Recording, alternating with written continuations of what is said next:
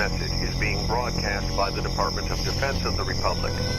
At 2 a.m. Eastern Standard Time, multiple unidentified objects were confirmed to have entered Earth's atmosphere. Discovery Houston, 20 seconds to LOS speed rescue. Contact, nice to be in orbit. The first message that comes to you is you are a divine being. You matter. You count. You come from realms of unimaginable power and light, and you will return to those realms. The vast stretches of the unknown and the unanswered and the unfinished still far outstrip our collective comprehension. 5, 4, 3, 2, 1. Broadcasting from Forest Tower Studios, all the way from the Deep South. Now, here is your host, Joe Root.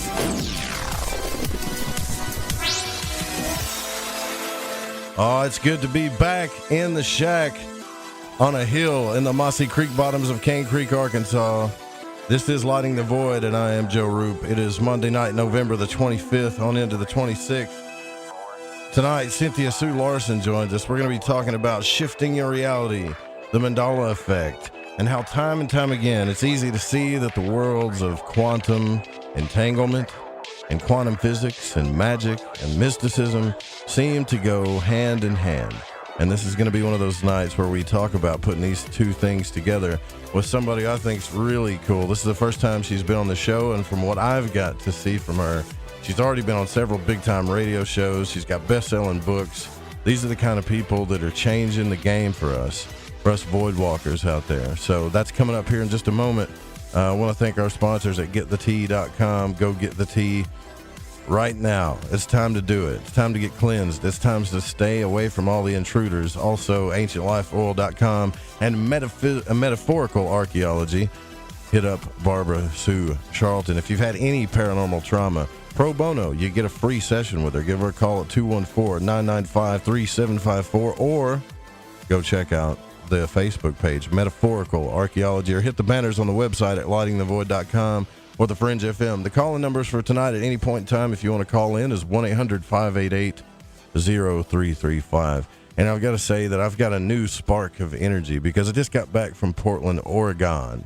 And I've never been to the north, not that far north. Anyways, the Pacific Northwest is probably one of the most beautiful things I've ever seen in my entire life. And it changed me. I got to tell you, the tall trees, the mountains, I saw the Pacific Ocean. There were so many overwhelming things that happened to me this weekend that I don't have time to express them all.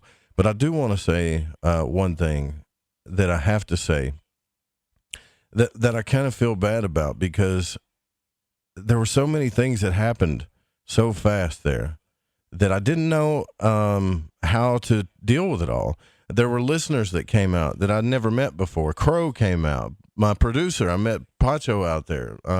Nish came out there. There were so many people. Like June Lundgren was out there. There were so many people I'd never met.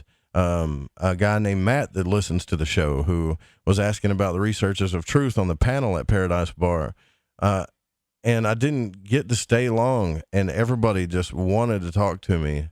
And it was so, I just didn't know how to handle it, because I'm in the same room with Clyde Lewis and Ryan Gable, and there's people that just want to talk to me too. And I've never been in that situation in my entire life. I didn't know how to handle it. It was overwhelming. And I feel like all I want to do is go back and hang out with you guys again. It's like Crow sent me a message in the messenger, and a lot of times you got to be pretty brave to go out into crowds. I know. And to sit in front of one and speak like at a panel thing, that was just intense for me. And to talk to Clyde Lewis, to be in studio, to be on ground zero on a Friday night, in that studio in there in the middle of Portland. And God, I can't even express all the stuff that I went through. I'm so grateful to you guys. Right. And so tonight, what we're going to do in the spirit of that, at some point during the broadcast, we're going to do the drawing for the winner for all of you guys that donated for that trip.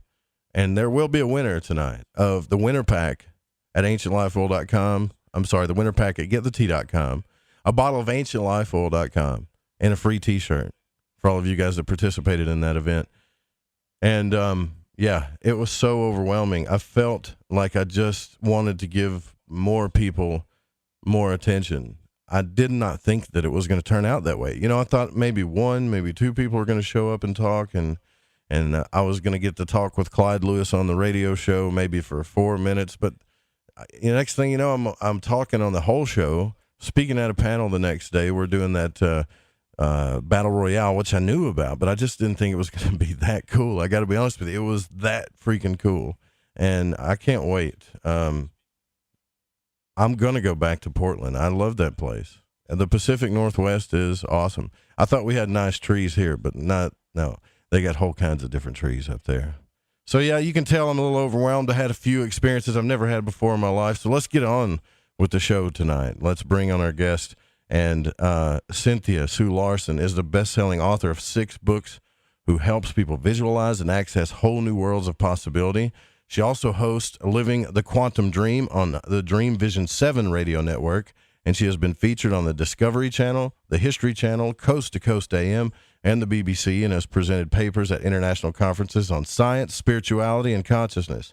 And since '99, she has shared findings from scientific research in the fields of quantum physics, quantum biology, the placebo effect, positive psychology, sociology, and alternative medicines. Cynthia's articles have appeared in journals ranging from the Cosmos and History to Magical Blend to Parabola. Now, results from Cynthia's How Do You Shift Your Reality survey conducted in April of 2000 and June 2013 document incidences of the most commonly experienced types of reality shifts, which is something we actually talked about on Ground Zero Friday night. And her Reality Shifters website has compiled one of the most extensive collections of reality shift reports in the world. And her popular e-zine, Reality Shifters, is eagerly awaited each month by thousands of subscribers worldwide. Cynthia has a degree in physics from UC Berkeley, an MBA degree, and a Doctor of Divinity. Cynthia reminds us to ask in every situation, how good can it get? Cynthia, welcome to Lighting the Void. Thank you for coming on the program. Oh, thank you, Joe, for having me. And I just love that introduction about how you just came back from Portland. I can totally relate to that. Oh, it was life-changing, life-shifting. You know, I've been in Arkansas my whole life, and to go to that place is incredible. It was incredible. I mean, you could feel a definite type of spiritual energy there, big time. Yeah, it was fantastic. Sounds like a lot of it was from the people that were there, too. And I can relate to that because we just had a Mandela Effect conference on the West Coast, although not all the way to the coast. It was in Ketchum, Idaho. And that happened earlier this month. So I had the similar feelings to what you're describing. I wanted to go right back. It's like, it's over, but I don't want to leave. Right. That's exactly how I felt. I was like, I can't believe I'm leaving this place. I don't want to. Yeah. Yeah. Well, there's something special when you're with people that get it. You know? Yeah. Oh, yeah. Yeah, for sure. And you know, there's other people that talk about how that there's some type of vortex there. Look, I don't know about all that, but I do know that, yeah, I felt energized. It's almost like when I got off the plane here in Little Rock, I was like, yeah, okay. Well, I guess I'll go back home, you know? All right. So, yeah. I got a question for you. I want to start this conversation with. And I know this is it's kind of a jump, but I think we can start here as we get into your work and what you do. What I've noticed a lot of times is when things start manifesting in our lives that are good, things that we really want in our lives, there's this program that runs in our head that's kind of self-sabotaging that says, this is too good to be true. It's not going to last. Enjoy it. Are we hurting ourselves by thinking of that, or is that just based on our experience? Oh, it's kind of a thorny question because it's got so many parts to it. Mm-hmm. So yeah, it is thorny for sure. Yeah, it gets right into who are we? I know that sounds obvious, but actually, you know this when things are what you call manifesting, or you've got an intention and things are sort of magically appearing or not, or things, whatever you're afraid of is also popping up. There's a difference that it makes with who you're around. So there's actually a difference with the community that you're in, your friends, family, other observers. And so sometimes what I notice is that you'll start off with good results when you keep it small. You've got a core team of people that are helping or that know what you have in mind. Things can go quite well. But then as that kind of boundary expands and more people find out, you're actually bringing in a lot of that shadow, what you might call sort of destructive interference, Right. things that are less than helpful, go in a different direction. So it's not necessarily all your stuff. We're such social animals that we really do either buoy each other up or drag each other down. Maybe not on purpose, certainly not. But if there's any unresolved stuff where you might have friends that say, "I'm so jealous of you. You're getting to go whatever." And if they're saying that, well, there's energy attached usually.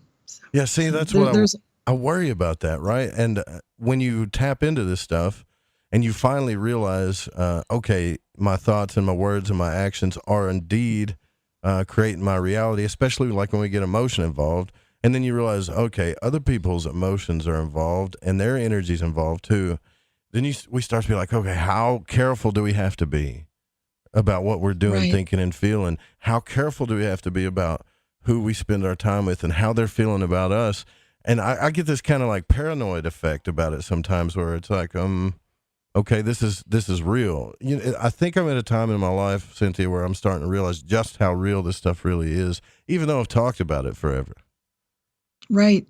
Yeah, you're crossing that threshold, and that's so important. When I gave a talk at the conference, I was talking about that hero's journey that you might have heard of that Joseph Campbell described in the PBS series with Bill Moyers.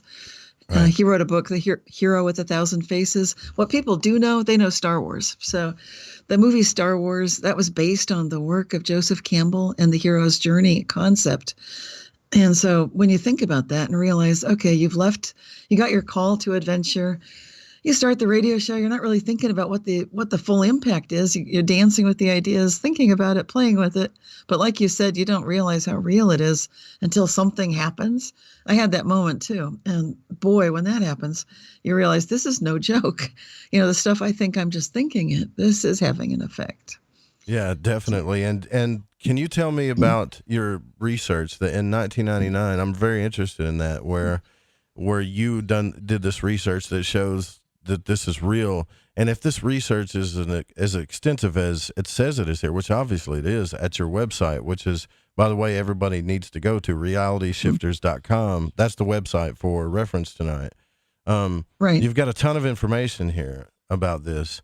Do you feel like that we're taking this seriously in the scientific community more now than ever, or we still got some struggles to deal with here?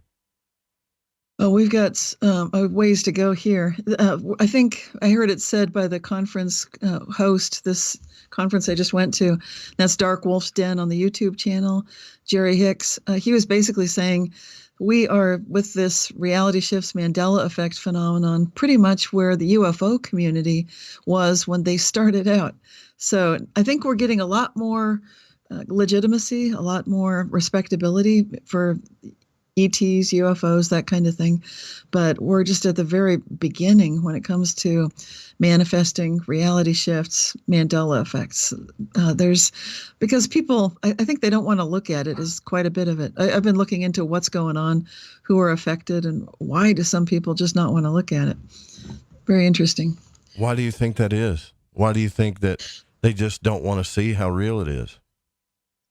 Yeah, I'm actually starting a new book because I wanted to, first of all, summarize 20 years of research. Sure. Second of all, wanted to follow up and take a look at exactly this. Who are the affected, who are noticing that you can think something and it manifests, versus the people who say that's hogwash, that's not happening. And they'll even deny some pretty obvious alternate histories that a lot of us are pretty obviously seeing. And so what I've been looking at is this there are a couple of ways to look at it. One, I'm looking at the Myers-Briggs inventory. That's a free test anybody can take on the internet right now or at a break or whatever. It just takes like 10 minutes to do it. And what you come out with is one of 16 personality types. So when you think about that, then you realize that you can kind of look around and see some people are interested in these sorts of topics and some really aren't. And we're thinking about that at the holidays, of course, because most of us are going back home to be with family, and odds are pretty good that you'll be surrounded by a whole bunch of people that are not interested in the topics that we like to think about. So, what's going on there? They're just basically a completely different type of personality type is what it is. So we've got the what I thought was most striking is in the general population, if you take that Myers-Briggs interest inventory, and then you'll see, just how that comes out. Basically, it's extraordinary to notice that one of the rarest types of all, which is INFJ, it stands for intuitive. So it's basically intuitive and feelers, and also introverted, and then judging. So these are 4 different qualifiers within the 16 different types. Those INFJs, if you look at the general population, then you would see that they're pretty rare. The studies that were done in the United States found that the population of INFJ was just like 1.5% of the population. However, they are the number one experiencer of the Mandela effect and things like reality shifts and manifesting. They are the most likely group, coming in at 26.6% of, and that's just like a complete flip around. So that's fascinating, because then it shows that these people who might be known as being called idealists, generally speaking, these Sure. would be all the intuitive feelers. So like, they're 26.6% of the population? Is that what you're saying is like that? The people that took the test, or is it? Because I want to get the numbers right in my head here. Yeah, right. Okay. So the percentage of the population that are the INFJ, and that would be, some people say Jesus Christ was INFJ, it's really only 1.5% Wow. of the general. Yeah, 1.5. But then you look at a group that goes to an event like what you just came back from, or what I just came back from, and it's a pretty solid 26% that's going to be the INFJ type. Very rare in the general populace. And so that's part of the appeal of being together like that. You're with people that really get it, and they're so rare to begin with. You know that. And so this kind of explains why. Yeah, you're right. I do know that, right? So this does explain my question then to you, why a big reason why the scientific community probably just isn't taking it as seriously as it should be. But I find it so impressive that someone with a background in physics like you and science and stuff, and your education is so impressive that you get it. See, that makes me happy. And it makes our community happy too, because you carry an authority. Like, you're one of the people in our world that can make changes. Do you ever feel like that? Like, wow, now that I have all this, education, background, these books, incredible books that I've written, I have to move this forward. Do you carry the weight of that responsibility, you feel like sometimes? Yeah, that's what's actually, it doesn't feel too heavy, but it is dry. Oh, it is everything to me. It's a chief motivating force for sure. But I tend to feel positive about it, and I feel honored, and I feel like I'm excited, happy to do what I love doing, grateful that I've been in this for 20 years, and finally there are starting to be conferences in this area. This is the 3rd actual conference, the 4th gathering of people interested in these topics. So it'll be growing from here. But like you say, it is a bit of a responsibility to have been here for 20 years, just kind of looking around like, where is everybody? Right. Yeah. Where are they? Well, But they're going to show up. That's the thing I like to focus on, is because I talk to so many people that seem like they're broken. And you know what? It's almost like I'm broken too. And I understand what I mean by broken is the potential of the human being and the talent that a person holds. They're so unaware of it sometimes, and they're plagued by a lot of subconscious programming, that we get from psychology and childhood and then society and stuff.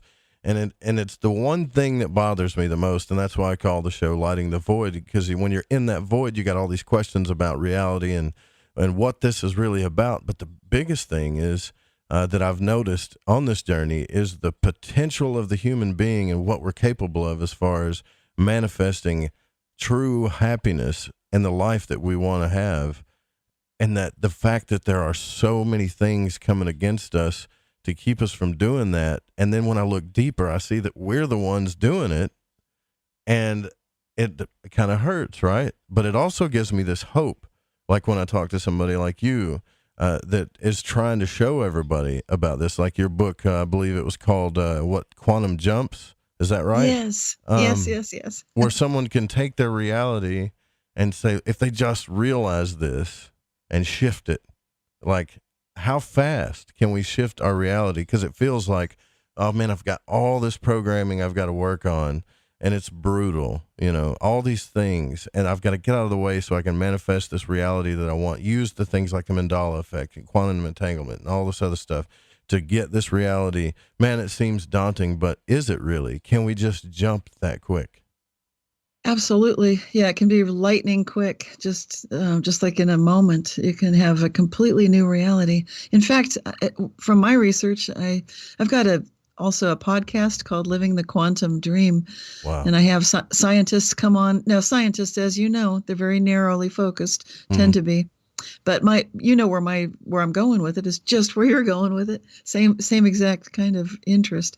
So what I want to find out from them is what can they do to help alleviate some of our rational analytical concerns, because that's what I find tends to get in our way. When we think that there's no scientific way that we can possibly see an instantaneous change, then that kind of provides a block. It's one of those internal blocks you're referring to.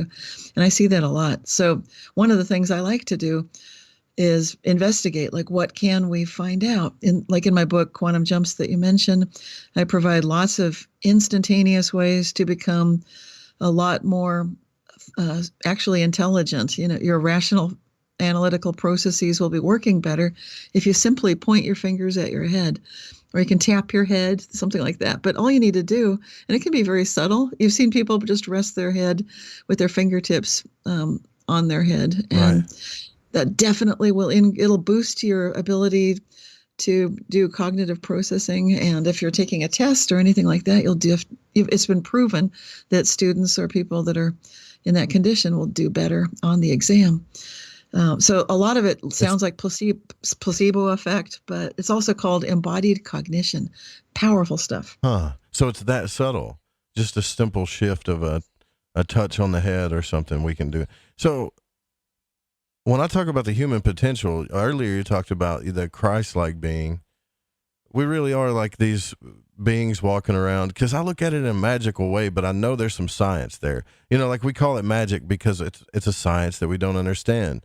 And the whole quantum world seems to hold this magical potential, and I've noticed it in my life a few times, but I still have this doubt, Cynthia, and I don't know how to get it out of my head, no matter how much proof comes in my way, that maybe it's all a big coincidence. You know what I mean? Like, I don't know why, because I have mounds and mounds and mounds of proof and peoples and testimonies and everything, but that doubt, which is my problem, I'm not putting it on anybody else, but I'm sure somebody else out there can relate, that because we don't have the hard evidence that science wants, the way they want it, even though we probably do based on testimonies and, the Monroe Institute and Dean Radin and a million other organizations, there's always that doubt. Is that doubt the one thing that keeps us from really shifting our reality?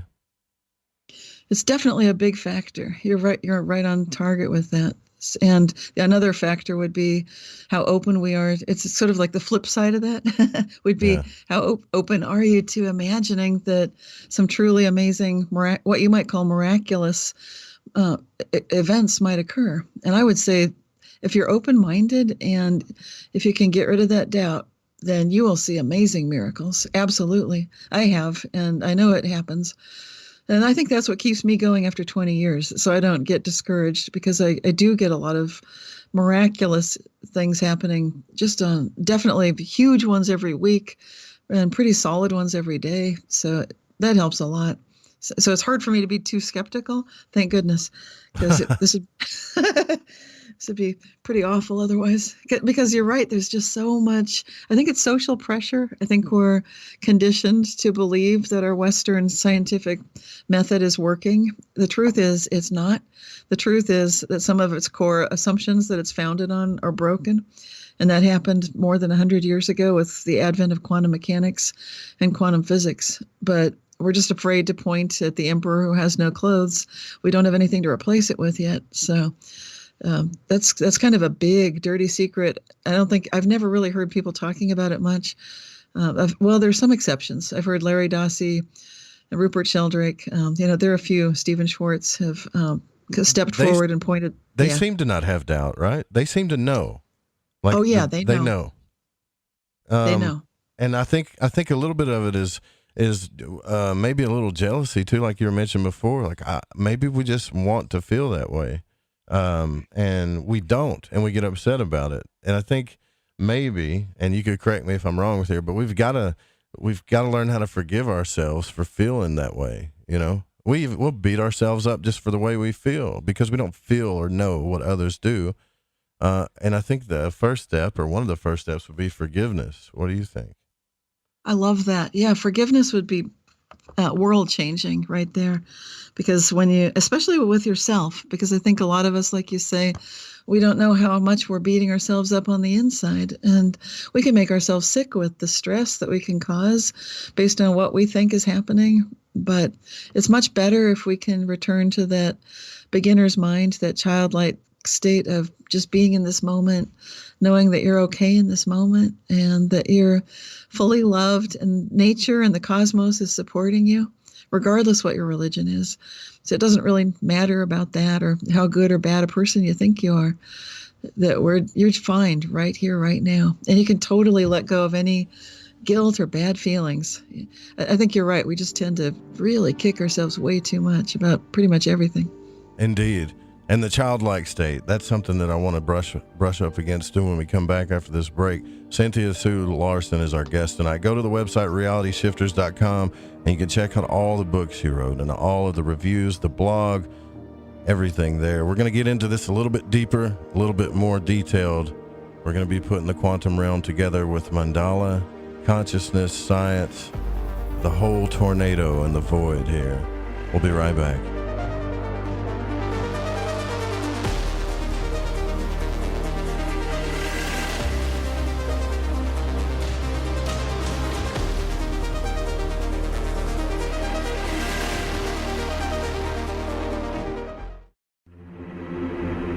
I'm Clyde Lewis. You are listening to The Fringe FM. This is Corbin, son of the one and only Joe Roop, and you're listening to The Fringe FM. You know, stress is at an all-time high, and all of us could use a little bit of stress relief. That's why I want to talk to you about Soothe. Now, this is an app you can download on your phone. They have a massage therapist that arrives with a massage table, sheets, lotion, oils, and music, and you're in charge. You can book in seconds and schedule at 8 a.m. to midnight. Massage 7 days a week, anytime it's available. There's a 60-minute arrival period. A vetted background-checked massage therapist will come to you in as little as an hour. All of the therapists are vetted by industry veterans that ensure a compassionate, healing touch. So maybe you're a little stressed and you need to feel spoiled. Well, there's no better way to do that than relax at your own home and not have to deal with the outside world with Soothe. Right now, you can get $10 off your first massage by putting in the code word FRINGE10 at checkout. That's www.soothe.com, or download the Soothe app and put in the code word FRINGE10. I think by now we can get the information. I love magic, and on Lighting the Void, each and every week, you will get to hear shows about magic, mysticism, and many other subjects that stretch your mind and imagination. So when I got my mind on the magic and the magic on my mind, I listened to Lighting the Void on the Fringe FM. It's magic. May the gods look with favor upon you. You're wondering what we're going to do to you, aren't you? Come, Walk through the mossy creek and up the hill. Never mind the flashing lights and otherworldly shadows. They stay hidden within the trees. Come, step up to the shack and begin your journey to the answers that you seek. This is Lady Anne, and you are listening to Lighting the Void on the Fringe FM. Okay, here we go. AncientLifeOil.com. AncientLifeOil.com. Now this is for CBD. AncientLifeOil.com. Again, for CBD. Where do I get CBD? AncientLifeOil.com. It's pretty good stuff. Organic, non-GMO. We are the Ferrari of CBDs. AncientLifeOil.com. You know, they say when you mention a person's name 3 times when you first meet, that you're going to remember. So I'd say to you, nice to meet you, AncientLifeOil.com. It's AncientLifeOil.com, right? Nice to know that you help people. AncientLifeOil.com. Think about this. Occasional stress, occasional anxiety, occasional inflammation, occasional stiffness, and intruders that get you down. AncientLifeOil.com. Okay, so I'm going to give you a fact for the day. So Ancient Life Oil does not help you with business deals. Hold on a second. If you feel better, it could help you make a better decision. Okay, I'm wrong. Just remember to go to AncientLifeOil.com. All right, everyone, this is Justin from the UK. Excuse the chitty. If you're into the Fringe and you want to hear the brass tacks, me old china plate, Joe Roop and his guests on Lighting the Void will open your mince pies. You need to shut your north and south and use your 10-speed gears and listen to them bubble. You could hear a Barry Crocker, no Brussels, but he ain't no holy friar. Anyway, you beat a Barnaby Rudge and take a butcher's.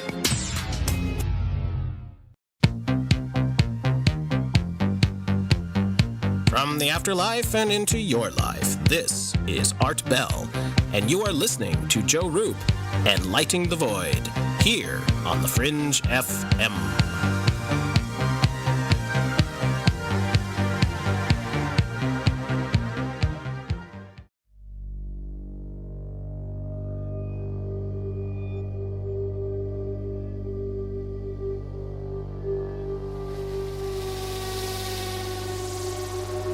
You're listening to Lighting the Void.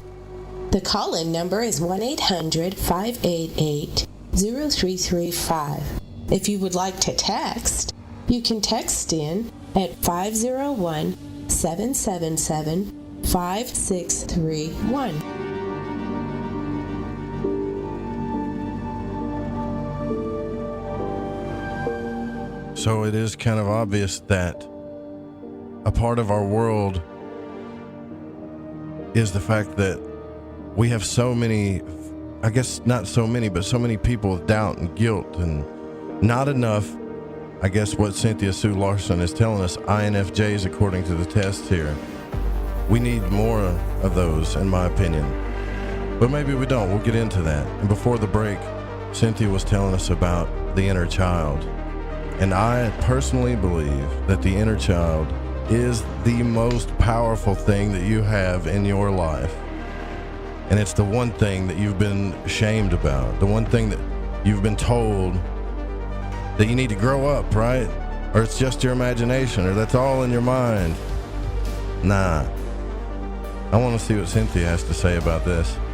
RealityShifters.com is the website. Cynthia, what do you think about that, the inner child? I think it is our wizardry, right? The one thing where we can pull out our magic wand and use our imagination and our happiness and our emotions and really dig in and create what we want.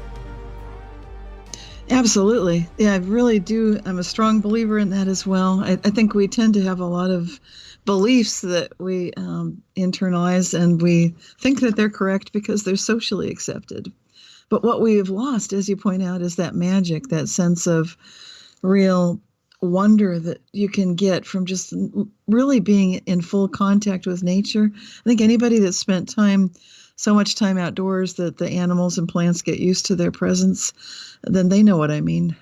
Things happen when you're in nature that with just the other wild animals and so forth that are so far outside the range of what people might assume, just from our socialized Western way of living. And, in our Western concepts and beliefs, we tell our, we believe that there's such a thing as magical thinking. That was something that the psychologist Jean Piaget recognized. It was one of the periods of reality adjustment that he called for pre-adolescent children. And so he expected magical thinking should fade away. And the thing that bothers me, so much so that I put it in my book, Reality Shifts, is that what Piaget did not consider is that this magical thinking is a primary and very valuable process of directly experiencing the universe. Because I know that children are born with the ability to conform to any belief structure. And we start out wide open to all possibility, free of assumptions. And, things like an effect must always follow a cause in time. We know that's not true because of quantum physics. And, we're taught that wishes have no effect. And we should know that's not true too. Again, quantum physics. But anyway, we grow up. We replace our totally open way of directly experiencing the universe with this very fabricated belief structure, which is uniquely and a little bit antiquely customized for this immersion in our culture with the language and the way we interact with others. But the downside is absolutely huge, like you're referring to. And I have to completely agree with that. So, but we can undo a lot of the damage. Yeah, the Mandela effect is something that can tell us, that shows, like, because in my life, I've been a total believer in cause and effect, like on a practical level, like, why does this happen? Well, look at the cause, or vice versa. But the Mandela effect is something strange. I had a listener, Genevieve, sent me a copy of, and this is incredible, Mad Magazine from 1978. And it's got the Mad Star Wars musical in here. And I'm looking at the pictures. Now, it's obviously black and white. But I got to thinking about that deal with where people are like, oh, have you seen C-3PO's leg? It's silver. It wasn't silver. Well, okay, no, it wasn't, not in my mind, but when I go back and look on every cover or whatever, it's silver or red or something. It's like, where's this stuff coming from? Okay, right. This is kind of an obvious thing, but I am not going to lie to you and tell you that I understand the Mandela effect, because I do not. It perplexes me to this day. Do you have a full grasp of what's going on there? Full grasp would be an exaggeration. Right. It's like, well, you're smarter than me. That's why I'm asking, you got more of a background in this stuff. I've been focusing on it for 20 years. Yeah. So I'm bringing everything that I can to it. And what I've seen is my first go-to with respect to C-3PO's legs, I assume that you were about to say that they are no longer all gold. In that Mad Magazine. That's right. This is black and white. I was hoping there'd be a little color in here, but I'm just saying it made me think about that, because I've noticed that. That's one of the big things people bring up and it's nothing. Here's another thing that bothers me about the Mandela effect too. It's nothing big. It's not like the Statue of Liberty changed or, the moon changed colors or anything. It's always little bitty subtle things that you would think that didn't matter, but why is it doing it? Why is it that way? Well, that's getting into the thing we started talking about at the beginning, which is the whole idea of who are you, who am I? And the truth is that we're connected. So if you look at quantum physics, you'll see there's this entanglement, that there are, like a flock of sheep, or a herd, like a herd of cattle, or flock of birds, that kind of thing. So when you've got a group of, like a school of fish, you'll see that these groups of beings move together. So do humans. We do too. We do it with our ideology, with our beliefs, with our expectation of what reality is. And it looks like what we're seeing is some contests, I don't know what happened at your event with the battle of whatever. That was interesting. But it reminds me that you're kind of doing a little bit of, it has to do with the way that we evolve with evolution. So it's a little bit of an evolutionary dance with reality itself, and the way that humans are choosing to select which history we have. And you may think that's crazy sounding, but I want to just say a quick quote from physicist Thomas Herzog, who basically he was saying, he worked with Stephen Hawking, and he said quantum physics forbids a single history. So that means we can expect alternate histories. We usually don't look back and track them down. We assume it's all staying the same. Why bother looking for something that doesn't change? What's happening now is we're noticing, wow, things are changing. And like you said, they're changing typically with the Mandela effect, with rather minor details, product logos, small things like the color of C-3PO's leg. These are minor details. Yeah. But it's a way to get our attention gently, kind of like if you're going to wake up, you get the very gentle wake up first, like pay attention to this. You might want to take a look at it. And I think it's a friendly communication from our higher consciousness as well.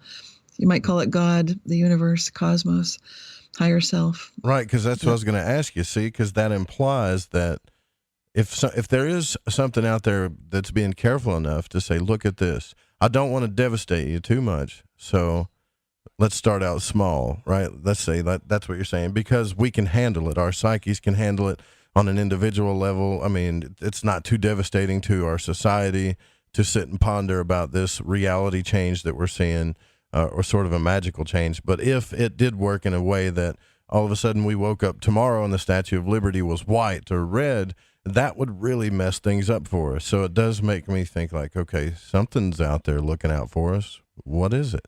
Is it our higher self? Is it consciousness itself? Is it aliens? I don't know.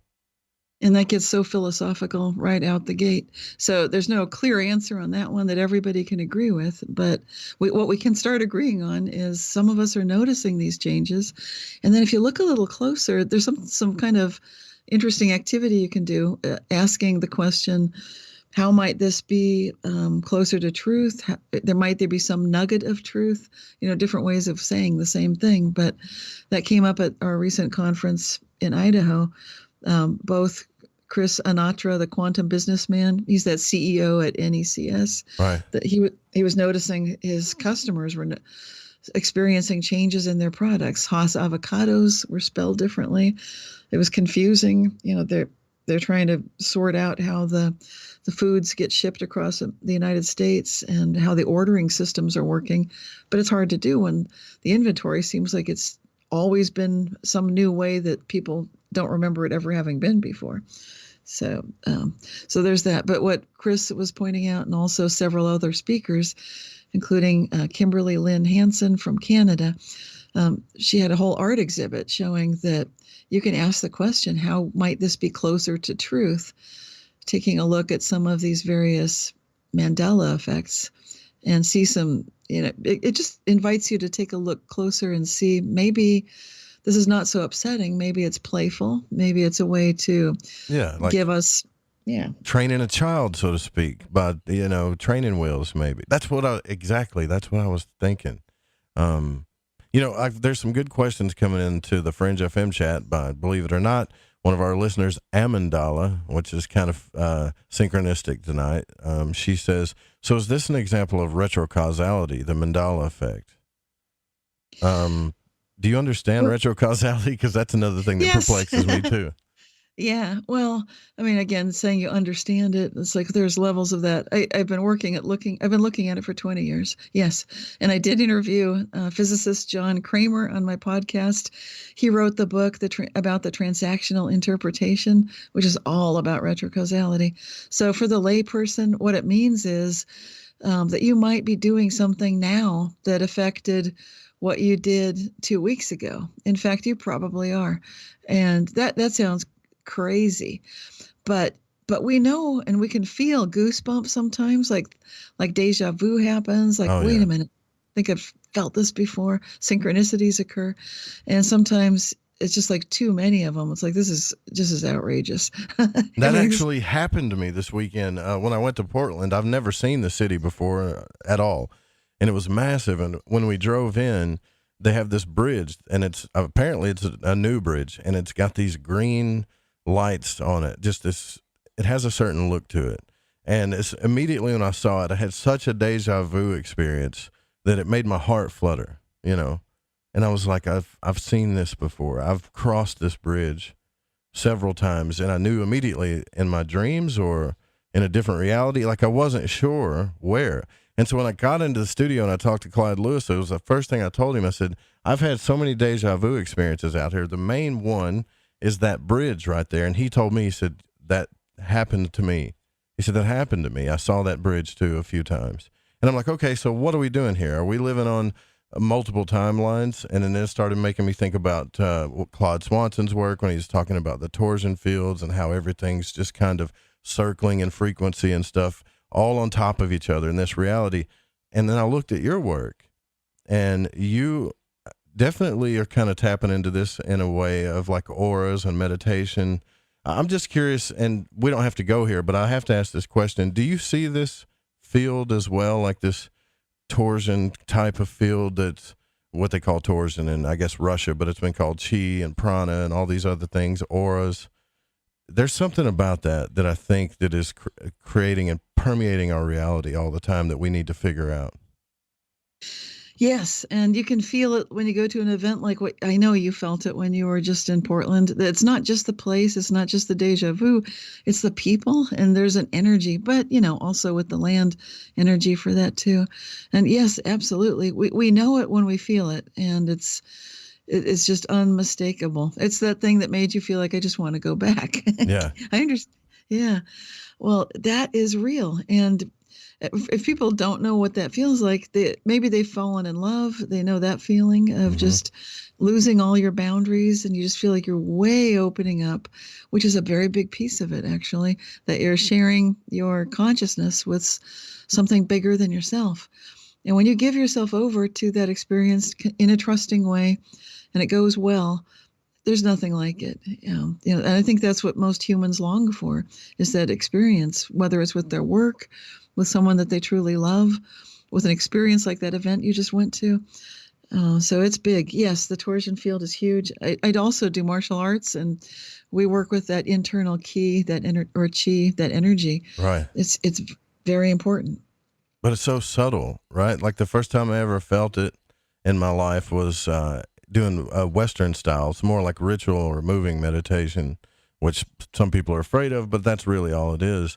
And I have felt it before, and I was like, oh, that's what that is, and I'm going to be honest with you, that feeling gives me a very childlike feeling. It brought me back to my childhood, as you said before, when we didn't have a lot of expectations, because I hope that there's more than just me that remembers what it was like to be a child when you didn't know what the future was, and there were endless possibilities, and that made you excited, right? I think we lost that, and that's what we need to get back. That's exactly what we need to get back. And I feel like that's the key to the whole thing, is just getting back into that playful state. And it's not a step backwards. We tend to assume that everything must be analytical, rational, Boolean logic, true, false, all that, cut and dry. But that's actually viewing the world through a very limited, narrow bandwidth, which is analogous to the classical physics kind of way of doing things. Whereas what I see when I look at quantum physics is the possibility that there's so much uncertainty. There's no way to know for sure what's happening, but you can trust it. You can play with it like a child would. Like you said, embrace the possibility, the excitement, the adventure. And it's okay not to know for sure what's going to happen. You can play games to just manifest or create things that you are looking for. To do it by following what might seem kind of way off the beaten trail, about as far away from that rational analytical stuff as possible. The more you go into that random field of quantum, smearing the probability waves all over the place, the more magic you can absolutely experience. You have to be a little bit patient, and it helps to have good energy. That really helps. What I mean by good is appreciative, grateful, joyful, loving, kind, and you get better results. Fantastic. Yeah, I totally agree. Totally agree on that. Another good question in the Fringe FM chat is from the Night Stalker. He said, Cynthia has stated in other interviews that she's not a conspiracy theorist, which is fantastic. I like that too. But what does she think about the idea CERN that has a role, or that changes are a result of manipulation? And I do wonder about that, because a place like CERN that puts up, huge spiritual symbols that we all kind of know what these symbols mean, and statues and stuff, it does make some of us think like, well, Are there scientists in the field right now? They know what they're doing, and they're just not telling us, right? That's kind of what I feel. But I don't think you have to be a conspiracy theorist to ask those type of questions. I only think you're a conspiracy theorist when you start giving the answers as to why, when you think you know the exact reasons why, and you try to scare everybody. That's a conspiracy theorist to me. But what's your opinion on that? Yeah, this is an interesting question. Currently, the only scientific or scholarly paper, rather, documenting the Mandela effect people basically lumps pretty much everybody into this conspiracy effect kind of theorist crowd. And so that based on that, I'm a little disappointed. The paper also had some good things to say too, but I think humans by nature tend to look for what's wrong because we need to survive. We initially go to that fight or flight place, of course, especially if there's something strange going on. And the Mandela effect is nothing if not strange. So then people point their fingers like, well, what changed? What's going on? What's different? And they spot CERN over there. And then it looks worse. It looks like they may not see the smoking gun, but they sure see like the 666 symbol in the way that yeah, boy, that's unfortunate. I'm sure, I don't think the scientists were recognizing that it would look like that when they drew that image. It's supposed to represent the way that the particles get fired. They fire. It's like a racetrack. They come in and then they circle around. Oh, brother, but that. Yeah, and it gets taken out of. A lot of things get taken. I mean, I could see how, right? Because when you put up a symbol, it gets interpreted in a lot of ways. Then you make a statue out of it. People are like, okay, what's going on here, right? Because we all kind of live in fear. Not all of us, but some of us have this feeling. I'm just going to be honest with you that there are groups of people out there, and I don't know why we have this mentality, but maybe it's based on our experiences, that there are people that know things, that have the powers, that have the resources, have the knowledge, even in a hidden type way, that are doing things without telling us. And I wonder sometimes if we feel this way because we don't feel empowered enough. You're being spot on, and that's right where I was going to go next. I tell a story in my book, Reality Shifts. I've got a picture, an illustration I drew. It's a crab, a little sand crab on the beach. And when I was a child, I saw the most extraordinary thing one day. My family and I often would take vacations to places most tourists never go. So we're on a remote island. It's got no people on it except us in the Pacific Ocean. We're spending a day there with just our guide. And I'm sitting by myself. The guide took my parents, and I'm sitting with my sister. These little crabs are living in holes in the sand, and each crab is digging for itself and looking around to see, what's going on. They have a way of popping up, checking around, and then going back down. But the funny thing was, I noticed that they seemed like oblivious to us. They didn't seem to notice that I was there. Usually, if you're with wild animals, they get troubled, but they were not at all troubled. And so I was watching these crabs, and I noticed that it had this way of just casually scooping sand up in one of its pinchers, which was mesmerizing. And it looked like so much fun that I made a similar ball of sand and playfully tossed it like you might throw a snowball at somebody, like, hey, let's play. The sandball hit that crab, but then as an amazing sequence of events occurred. I didn't expect this, but it just suddenly immediately scooped up a ball of sand itself. And then it got up on as high as it could stand on its back legs. Crabs are not very tall, but it's looking around. It's looking everywhere, trying to figure out who flung that. It's still not looking at me. Right. And then it just flings it at someone else. So that day I realized, oh my gosh, it's just what you said. We look around, we want to see who flung that sandball, and we think maybe it's CERN, but I think that we're just not looking at the fact that we are the most powerful manifestors on the block. And if we have some shadow concerns, such as we're expecting the mark of the beast, we want it, we're looking around for it. Where is it? Well, there it is, so we can create the very thing we're most afraid of. So it doesn't need to be necessarily true that they are out to get us or there's anyone greater than us. We're extraordinarily powerful manifestors, each and every one of us. Yeah. I want to talk about this a little more, the INFJ deal too, because I'm pretty sure I know a couple personally, obviously, because we tend to flock towards each other over a period of time, whether we're using internets or conferences or radio shows or whatever, we end up finding, each other or like-minded individuals. But what I've noticed is the really, really sensitive ones some of them have a very hard time in reality with people, with crowds, with mundane reality, even cities, right? And Right. they're the most powerful people I've ever met when it comes to creation and manifestation in the universe. But when they get put in a situation of crowds and bad energy and I guess what we call negativity that everybody kind of carries, I feel like I want to protect them, or I want other people to understand them.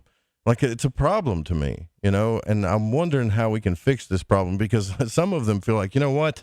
I just want to go and find my own island or create a commune, and then they get labeled as cultists or whatever because they just want to get away.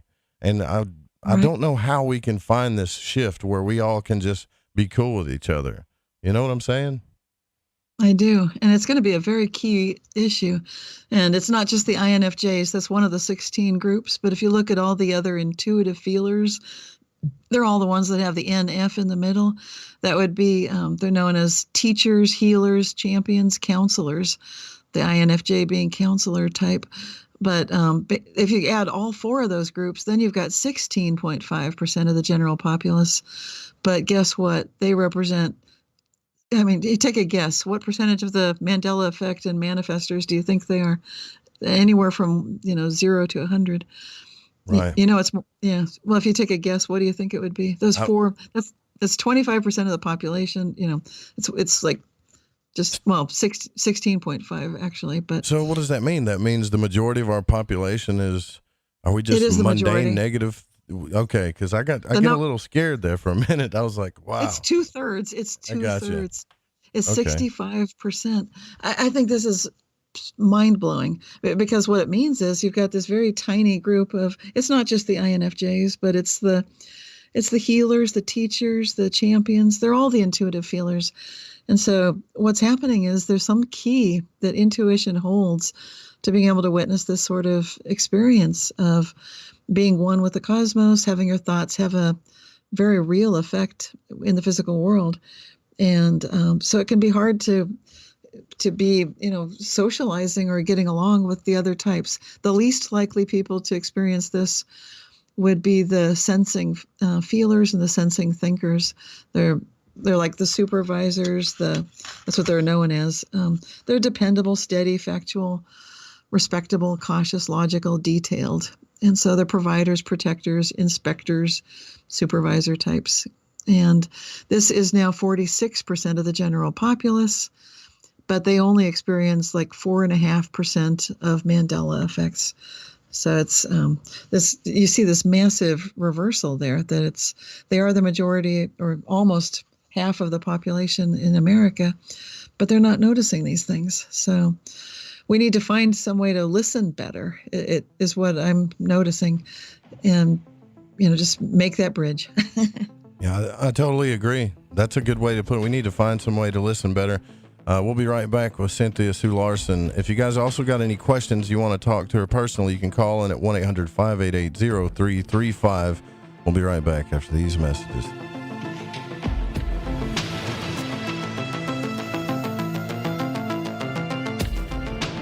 Hey, this is No Way Jose, a Northern California Piscean stuck in the Arizona desert. I'm a void walker, and I got the shoes to prove it. So what do I do when my soul yearns to delve deep into the realm of the unknown? I aim my satellite straight into the night sky and catch a smooth ride on the KTLK-DB radio waves. I tune into Lighting the Void with Joe Root on the Fringe FM. Joe, Lighting the Void is the best show on the planet. This is Barney, your friend from Facebook. Thank you and all the crew for all you do. Namaste, my friend. This is Macon from the foothills of North Carolina, and I am a void walker. G'day, void walkers. This is Lily from down under Australia. The world may be small, the enigma is greater. So let your curiosity take you for a journey with Joe Root. Hey, this is V, coming in from Central Maryland, and I am a void walker. This is Kevin Doherty, a beginner void walker. I'm from Vancouver, BC. I know a little about a lot, and as Leonard Skinner said, I'll guess the rest. I learned a lot from Mr. Root in the show, and heard it from the beginning. I knew right then he was going to be a new Art Bell. Thanks for all your shows, and keep it up. Hey, this is Derek from Mass, a.k.a. the Night Stalker, and I'm a void walker. This is Mark from Chicago, and I walk the void to ascertain what is consciousness.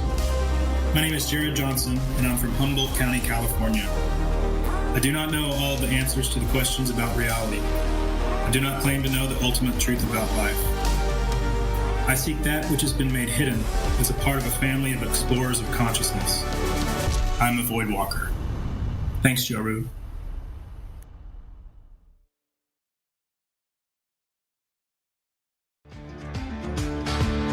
This is Crow 777, and you are listening to The Fringe FM.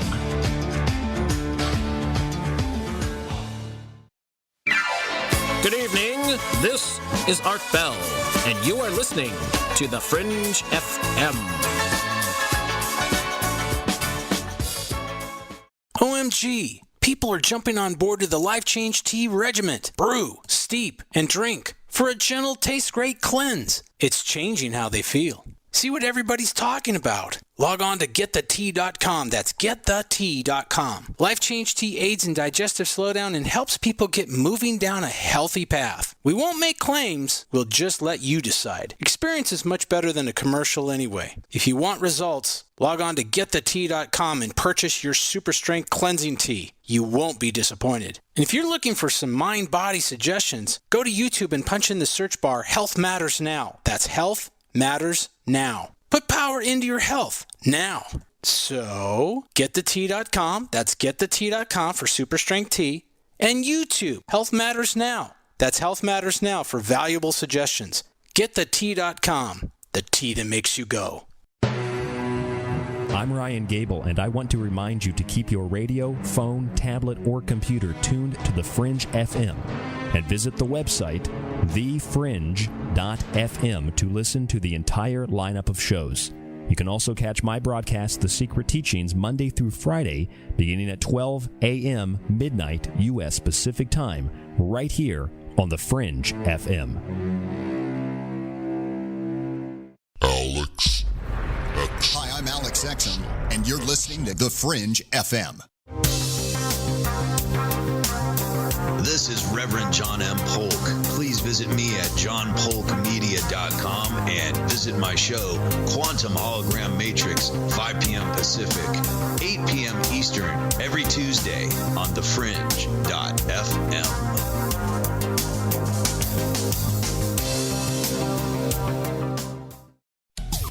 Hey Fringe FM listeners, did you know that when you're on the road with limited data or no Wi-Fi available, you can still listen to every minute of the Fringe FM by calling 701-719-3971.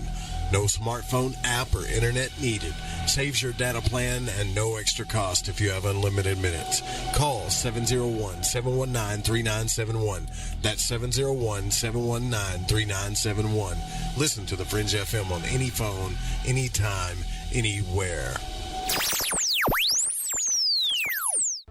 Hey, is that a new music app? Yeah, check it out. Surfer Music Discovery. It links to thousands of online stations, but the twist is you see the song names and artists that are now playing live. That's different. No guessing. Looks like a waterfall of music. So many formats. Rock, oldies, country, R&B, jazz, and a whole lot more. How's that spelled? Surfer. S-U-R-F-R. Is it expensive? It's free. No need to sign up or sign in. Get the Surfer Music app free from Google Play or the App Store.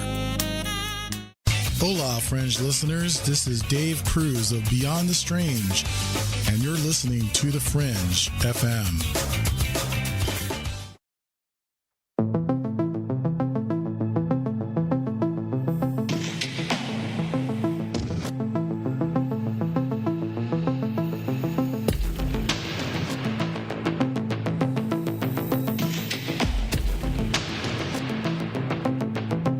To call Joe, pick up the phone, dial 1-800-588-0335, toll free from the United States or Canada.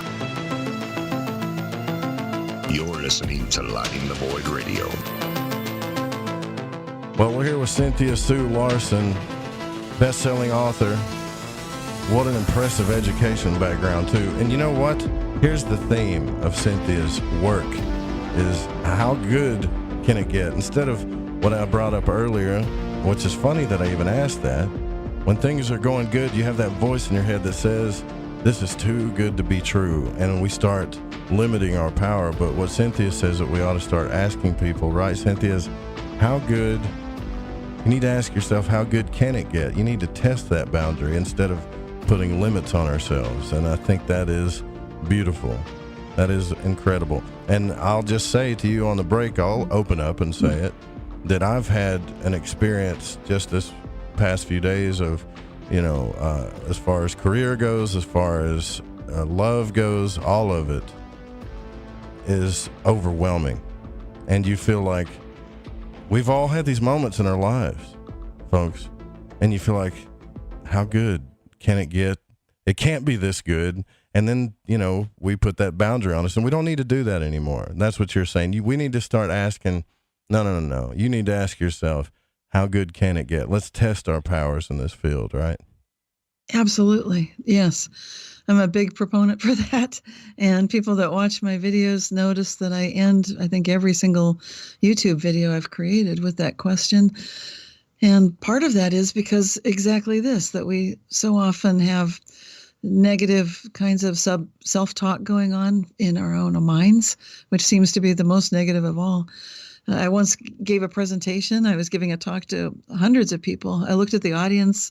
Everyone had their eyes closed at the same time. And I thought, oh boy, I've gone and done it. I talked about too much of the detail of quantum physics. They've all fallen asleep at once. Right. And then after the talk, people came up to me and they're shaking my hand. That was a wonderful presentation.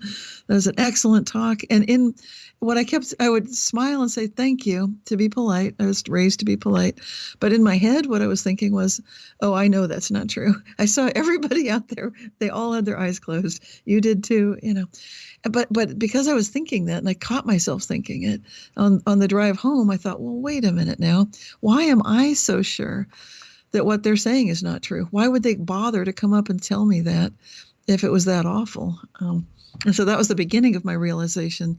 It couldn't have been that bad. This is me doing some weird internal thing of just putting my own judgment on what I'm seeing based on who knows what.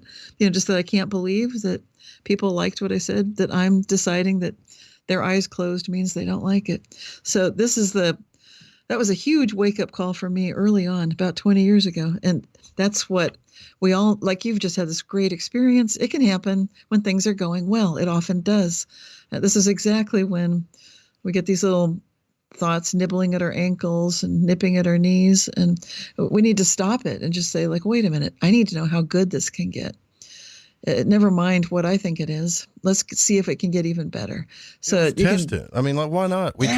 We test. I mean, we know how negative things can be. We've seen it. We've lived it. We've experienced it. We don't even need to talk about it. We know that. We know there's problems out there, right? There's problems next door. There's problems everywhere. We know that. But we've talked about it until we're blue in the face. It's not solving anything. All right. So how good can it get if we start using this power that's within us the whole time? And when things really start working in our favor, we need to check ourselves about when we put that wall up. Well, this is as good as it's going to get. Well, how do you know that? Because really, haven't we tested the boundaries of negativity? We can make things as bad as we want. We've seen that. That's obvious. We don't need a scientist to show us that. So that ought to tell you, if you believe in, I guess, logic, that it can go the other way if we just decide to. That's right. And it is a decision. It's one that we often don't realize we're even making. That's what's so insidious about it. So that's why I recommend just start asking that question every moment that you can think of it, whether things are going great or average or even bad. And if they're going bad, it seems like almost sarcastic, but it's not, because you really want to know, how good can this get? Okay, everything's going wrong all at once, but how good can this get? Right. I mean, it can be this is a joke, but you just keep. Well, what do you tell people, Cynthia, when people, and I've had this experience myself this past weekend and I didn't know what to say. when you hear just, oh, this happens to me and I'm cursed and da da da da da, and you're like, whoa, stop, and you care about the person that's saying these things, really care about them, but you're not getting through. And then they make this point that's kind of earth-shattering. They're like, look, I know what you're thinking. I know you think I'm the most negative person in the world or whatever, but this is what my experience has showed me. And my experience is my truth. And it's like, ouch, now they're really perpetuating their reality based on what they just said, especially according to Dispenza. If they're feeling emotions as they're saying it, they're broadcasting this into their life. And it sounds like woo-woo, but it's not woo-woo anymore. It's real quantum magic, whatever you want to call it, and you can't get through because they make that valid point of their experience. But you're still saying we can break through that. We can break through it, but it does require that leap of faith on the inside to go ahead and invite the positive in, to just welcome it, to invite new experience in, to be open to it. And it can feel hard for someone who's been through those rough knocks. They've been kicked by life and they're feeling down, and they can look at the facts and say, look at this, it's a mess. But if you ask them honestly, like, well, just pick a moment when things are going well. Let's go back to that and get them. Sometimes people just need to remember how to crawl out of the well they fell into. They kind of fell down a deep hole, but it doesn't have to be forever. And sometimes the way to dig oneself back out is just one step at a time. Find something you love to do, give back, be in service in some small way in the world. Even if you think I can't do anything, I'm all busted up, I'm broken, nobody wants to hear me, whatever. There's got to be something you can do to be useful somehow. And that small, tiny step can start pulling you out of that deep hole, and you can start seeing the difference it makes. And that too can be experiential, but it takes a leap of faith in making that first step. I think sometimes I've said something that people think is kind of clever, but it's not, because I literally, we have all these dreams, right? And I'm just going to ask you about dream work. We have these repeating dreams that are trying to show us something. And I used to have this repeating dream, and this is the first time I'm going to admit this because I was going to use it as a saying, but it was from a dream in my journal where I was driving my car and looking in the rearview mirror for real, wondering what was behind me, like scared there was something chasing me, and I would always hit a tree and wake up and, feel the impact, wham, and wake up. And I'm like, why do I keep having this dream? It basically was my subconscious telling me, look, you're driving down the road in this vehicle of your body, and you're looking behind you when your eyes are right in front of your head. The most important thing while you're driving that vehicle is what's in front of you, or you're going to end up crashing. And I was like, why did it take 9 dreams for me to get this, And it is something that I think is important, is dream work, because we don't know how to tap into these powers, right? We think, okay, it's all in my mind. My parents told me this. This is such a cliche. But what tools can we use to show us this? When I say tools, like, Harry Potter uses a magic wand, in my mind, a magic tool is a journal or a dream journal or meditation or something like that. What are your thoughts on that? I agree. I definitely recommend journaling for reality shifting, and I recommend it for quantum jumping, any of these practices where you want to pay attention to what is working. And it gives you sort of a basis to notice what kind of state of mind are you in? What kind of results were you hoping for? What are you getting? And I grew up doing dream work because my grandmother would ask us before we went to bed every night. Well, she'd tell us sweet dreams first thing in the morning. What did you dream? And so just having that as a basis is very helpful. As you noticed, you can eventually start noticing what the repeating dreams are telling you. And another good tool to use besides journaling and dream work, of course, would be meditation of some sort, which people think it may be the hardest one for me and a lot of people though, but yeah. Well, just combine a favorite activity with just a focused thought. So whatever you like doing anyway, going on a nature walk, and then just focus your thought for a little while for part of that walk. Or if you like gardening, you can do a gardening meditation. I think a lot of people make meditation hard, and it doesn't have to be. Right. Yeah, right. And we don't realize that we need to be doing it till later. After we've had enough problems and enough breakdowns, we're like, why am I not? You know, when I look at meditation, I want to go back to this childlike thing you were talking about. We all remember when we were kids how slow time moved. At least I do. Do you remember that, Cynthia, how it seemed like a year was forever? A week was forever. When your parents said, oh, yeah, you can go to your friend's house next week or in 2 days. Time took forever. Now it moves so fast. And I feel like time isn't moving fast. I feel like it's us and what we're thinking about and all these problems, instead of just going back to being a child again, realizing, well, there's nothing I can do about these problems right now. I've got them written down or whatever. I'll attack them with the hours I have next day. Let's just go stare out the window and think about the future again. Yes. Yeah, exactly. Let's slow this down, please. Yeah, you can totally slow things down by just slowing down. And a lot of the panic and the rush that we get into is from rushing around, and then we feel like we don't have enough time. It's counterintuitive, but it's really true. And you can get a lot more done sometimes when you slow it down, because then you're able to focus better. But this is some kind of indigenous wisdom that I've seen talked about in indigenous circles, in Native Americans and so forth. First Nations people around the world are very aware of this very basic concept, and they understand that time is not linear. We Westerners tend to get locked into thinking that time is something that that we can measure it and that it's real in that sense, but it really is not. And I give an example in my book, Reality Shifts, of how I had to change my view of time because I was rushing around. So I had to change the beliefs I had about it. Yeah. Oh, I'm laughing because I was just fixing to say that.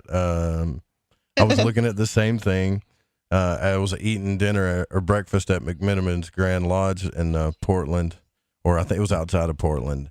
And a friend of mine, a host of the Secret Teachings, Ryan Gable, he said, you know what, Joe, I've seen you fiddle around with stuff so much, and your phone could be in your pocket and you lose your wallet and your keys, and you just don't know where anything is. And it seems, I swear that I feel like things are just moving, like they're teleporting around on me because I just had it, and this is kind of a synchro. I'm looking at your book, Reality Shifts, and you just kind of brought it up, and it does seem like things just move around, and we don't, like, oh man, that's so weird. It was right there. Some fairy came along and moved it or something.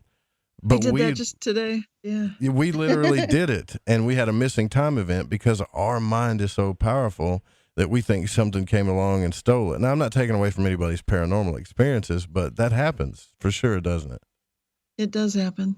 Right. And like today, I was donating blood, and I've got a blood donation card that I couldn't find. It goes in a very specific place in my wallet. I've got a very organized wallet with little pockets for everything, and it was not in the pocket it should have been in, or so I thought. I double checked it, triple checked it. And after I'd left the blood donation facility, I was still checking because I couldn't believe it wasn't there. And then finally, there it was in the exact pocket it should have been in all along. And that's the kind of thing that happens to me all the time. So what does it signify? What's the message? Well, like I told you, it just reminds me these things are definitely happening, for one thing. But then maybe it shows me that I don't need to have everything always exactly right. I was able to use my driver's license to prove my identity. That works. And the card came back to me. So, wow. These little moving things, sometimes it's like you said, it just reminds us that we're doing it. And that's what I say in Reality Shifts too. Why is it happening? Because, it's the two words be and cause to help us recognize that we can be the cause of all of this, that we are the cause. So when we look at, so let's talk about that for a second. When we look at that with the Mandela effect, is it the same thing? Is it the same thing where we're not realizing something, where we just didn't have our focus and now we're focused on it? Or is this something totally different? Do the two relate? The losing of the keys, the teleporting phone, the missing time, or we lost the money. That I'm not playing, Cynthia. I went into a store one day and I had $20 in my hand. My son was with me, and I even looked at him and said, "Don't let me forget that this money is in my hand." We went to one aisle. I went to check out, and it's not in my hand anymore. Gone. Didn't drop it. What? I never felt that I dropped it, but it literally disappeared. There's nobody in the store either. So I went back and walked. It was really early. Walked the store, walked everywhere, looked for it, went back in the car, tore the car apart, and I started getting, even my son was like, "Okay, this is freaky because I just saw it in your hand as you went down back towards the checkout thing, Where did it go?" Are those two related? They are related, yes. And when I started researching this phenomenon back in the 1990s, we did not have the term Mandela effect, I think largely because we did not have the internet like we do now. And thanks to social media, places like YouTube, Reddit, and so forth, and my website, Reality Shifters, there's been a lot more sharing of information. And then, of course, with the coining of the term Mandela effect, that was because of people noticing that Nelson Mandela was alive at a time when some of them remembered that he had passed away previously. And this is exactly a similar example that I mentioned in my book Reality Shifts with the actor Larry Hagman, because I noticed he was alive again after he had died. I'd seen it reported on TV. I'm sure I wasn't the only one noticing it. And I did surveys on my website, realityshifters.com, way before there was any Mandela effect. So what I'm telling you in agreement is, yes, walking around the store, having money in your hand 1 minute, then it's gone. And no, I was going to ask you, did anyone steal it? Do you have a pickpocket? But no, just you and your son in the store. And yeah, that can totally happen. That's why I put it in my hand to make sure, because I was having those days where they just kept perpetuating. Like I would just lose. I know it sounds crazy, but I would literally have my phone in my hand and go, "Where in the heck is my phone?" And be upset about it, frustrated, emotionally, and it's in my hand. Tell me that's not crazy, that it's an attachment at this point. Because if I can't feel it in my hand, then it's become an attachment, which kind of upset me thinking about that. But to relate that to the Mandela effect, I think sometimes I do think that when nobody's looking, when nobody can observe it, I know this is going to sound absolutely crazy, but when there is no observation, our minds can literally change these little things and cause what I would say paranormal things to happen. And I know what people are thinking. No, you dropped the $20 somewhere. You just didn't find it. But this was one of those things where I was squeezing it in my hand. I had it wadded up. It just disappeared. Now, I'm thinking if I would have been watching it the whole time, or somebody would have been seeing it, that it would have stayed there. But I feel like there was something that happened there. I know I sound crazy, but what do you think? That doesn't sound crazy to me. I've seen too many of these things. So to me, you're talking standard situation.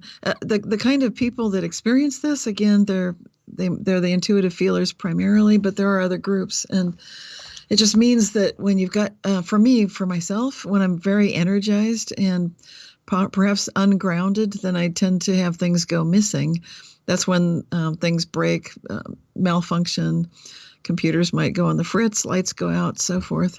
If I'm feeling anxious and not grounded, I'll get all kinds of negative situations and things like money vanishing. So in order to get good results, I need to remember to stay grounded and keep my energy, my emotional state very positive. And it really does make a huge difference. So I see it's like an experiment of sorts, just playing with it. But sometimes you can't change the state you're in. Like you noticed, it's one of those days. Things are happening. Things are jumping around.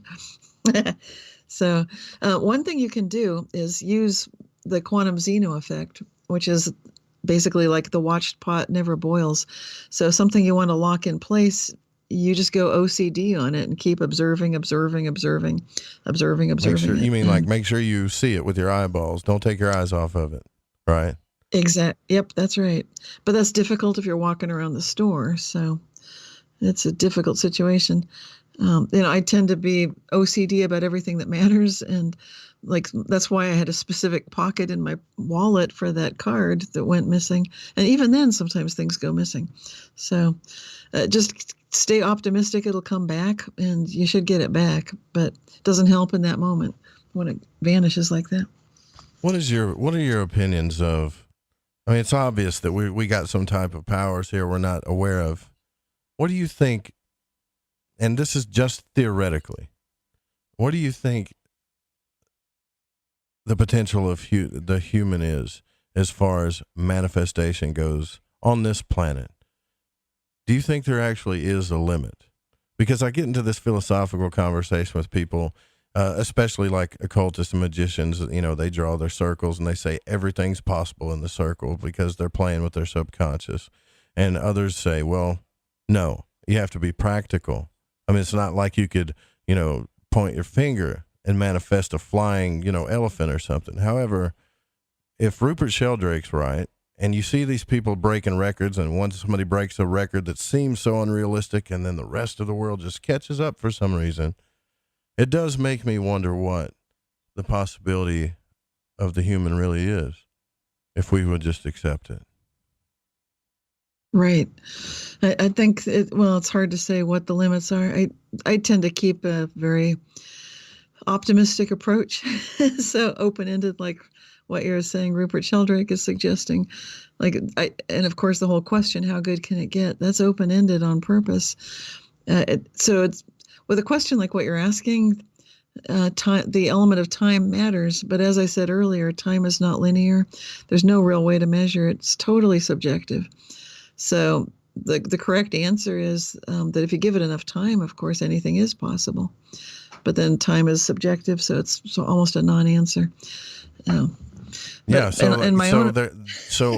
it's almost a non-answer. I get that. That's the first time anybody's ever told me that, by the way. But that was the perfect question to get that for. So, look, I believe that humans, if they decided they wanted to, could defy gravity. If they decided and believed that they wanted to, based on my experiences of what I've seen, right. Based on, like you're saying, there's only 1% of people that are really good at manifesting things in the way that we actually could. But what if that percentage changed to 90%? Then what? Exactly. Then what? How good can it get? I like your motto. I got to say, that's pretty good. Your theme. How good can it get? Right. Like, we need to ask ourselves that every time good things are happening in our lives. Instead of perpetuating negativity, we should do the opposite just to see what happens. Just let ourselves do it. Absolutely, because we don't know where it can go. And nature can show us. That's what's exciting about the morphogenic fields that Sheldrake discusses. There does seem to be some kind of a divine pre-existing conscious blueprint of sorts for just about everything. And that perhaps should be the way science is conducted. The scientific method needs an overhaul, and that looks like the right direction to be going. Absolutely. What I want to ask, if you don't mind, is when we come back, I'd like to ask probably one of the most profound things that happened in your life, because everybody loves a good story. I don't think Cynthia's just all brains, education, science, and spirituality. I'm betting that she's had some pretty profound things in your life happen, haven't you? Oh, yes. You mind if we talk about that when we come back? Oh, let's do it. Let's go. We'll be right back. Also, the drawing's coming up, too. Stay with us.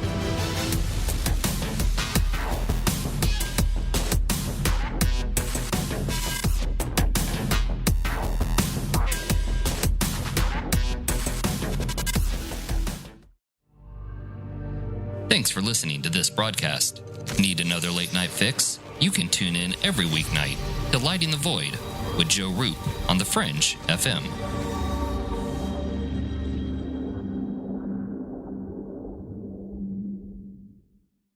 Hi, this is David Oman with HouseAtTheEndOfTheDrive.com. You're listening to KTLK, The Fringe FM. I like to listen to Lighting the Void because of the guests, the content, and the host, Joe Roop. He's smart, he's intelligent, and he seems to ask the questions that we all have on our mind. We're all searching for the truth, and Joe helps us get closer to it. I love this show. I love this show. I love this show. Lighting the Void. What's up, Joe? Hey, man, I just wanted to say your show, dude, keeps getting better and better and better. I love Lighting the Void and the Fringe FM.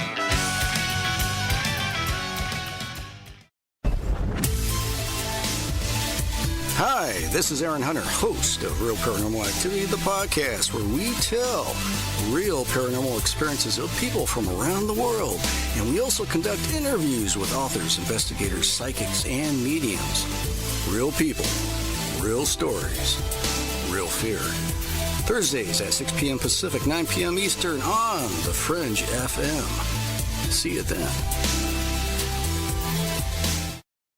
Hey, this check is wrong. I worked a holiday and 7 hours of overtime. Not getting paid correctly is a real pain. It could also hurt our boss if our company provides out-of-compliance checks.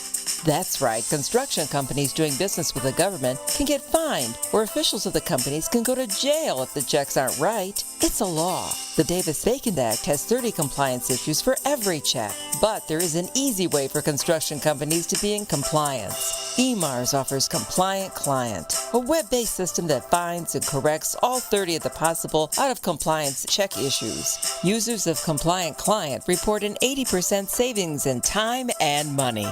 Running a weekly payroll usually takes about 5 minutes. All 15,000 plus clients of EMARS have never had a legal compliance issue. Plus, they sleep better on check day. Contact EMARS at emarsinc.com or call 480-595-0466. The Fringe FM isn't just a radio station. We also provide services for all your audio production needs. If you are interested in live radio or pre-recorded podcasts, we're here to help. We even do audio enhancements and voiceovers if needed. If you want to do a podcast or live radio show and even want the option to syndicate on terrestrial radio, from simple audio file enhancement to live production and call screening, we have you covered. We have worked with some of the best professionals in the business in order to provide coaching instruction for content creation, show structure, and more. Contact The Fringe Digital Media for more at info@thefringe.fm. That's info@thefringe.fm. Or call 501-777-5631 for a consultation.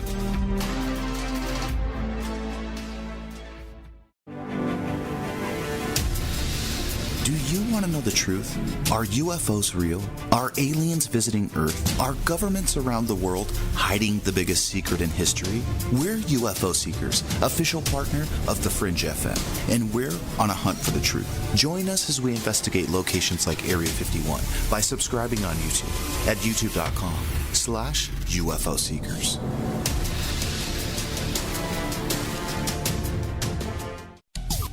Hey, Fringe FM listeners, did you know that when you're on the road with limited data or no Wi-Fi available, you can still listen to every minute of the Fringe FM by calling 701-719-3971.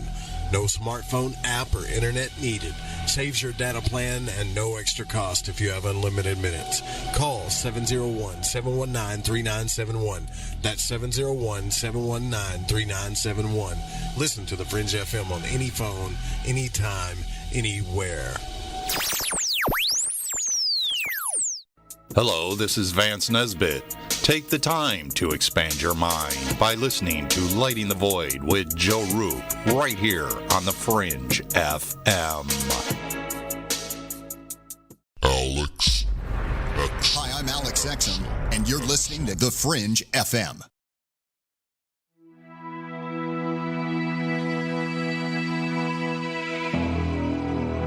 You're listening to Lighting the Void. The call-in number is 1-800-588-0335.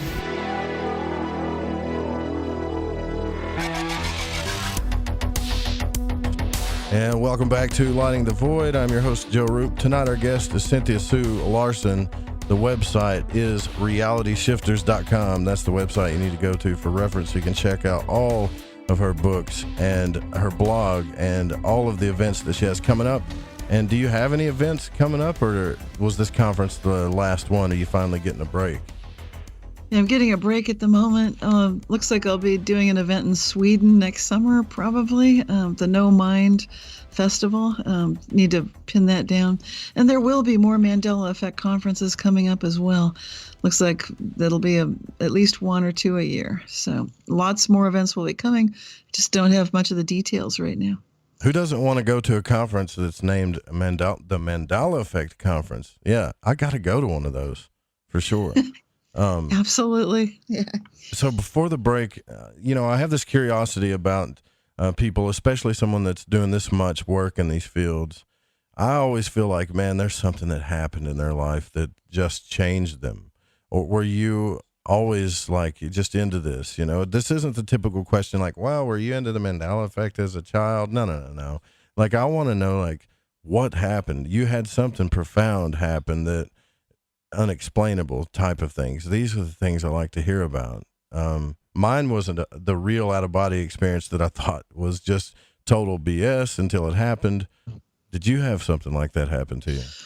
Oh, tons. I what's called there's a name for it. It's called Born Aware, and author Diane Brandon wrote a book about it. So what that means is I have a memory of what it was like before I was born, of being pure consciousness.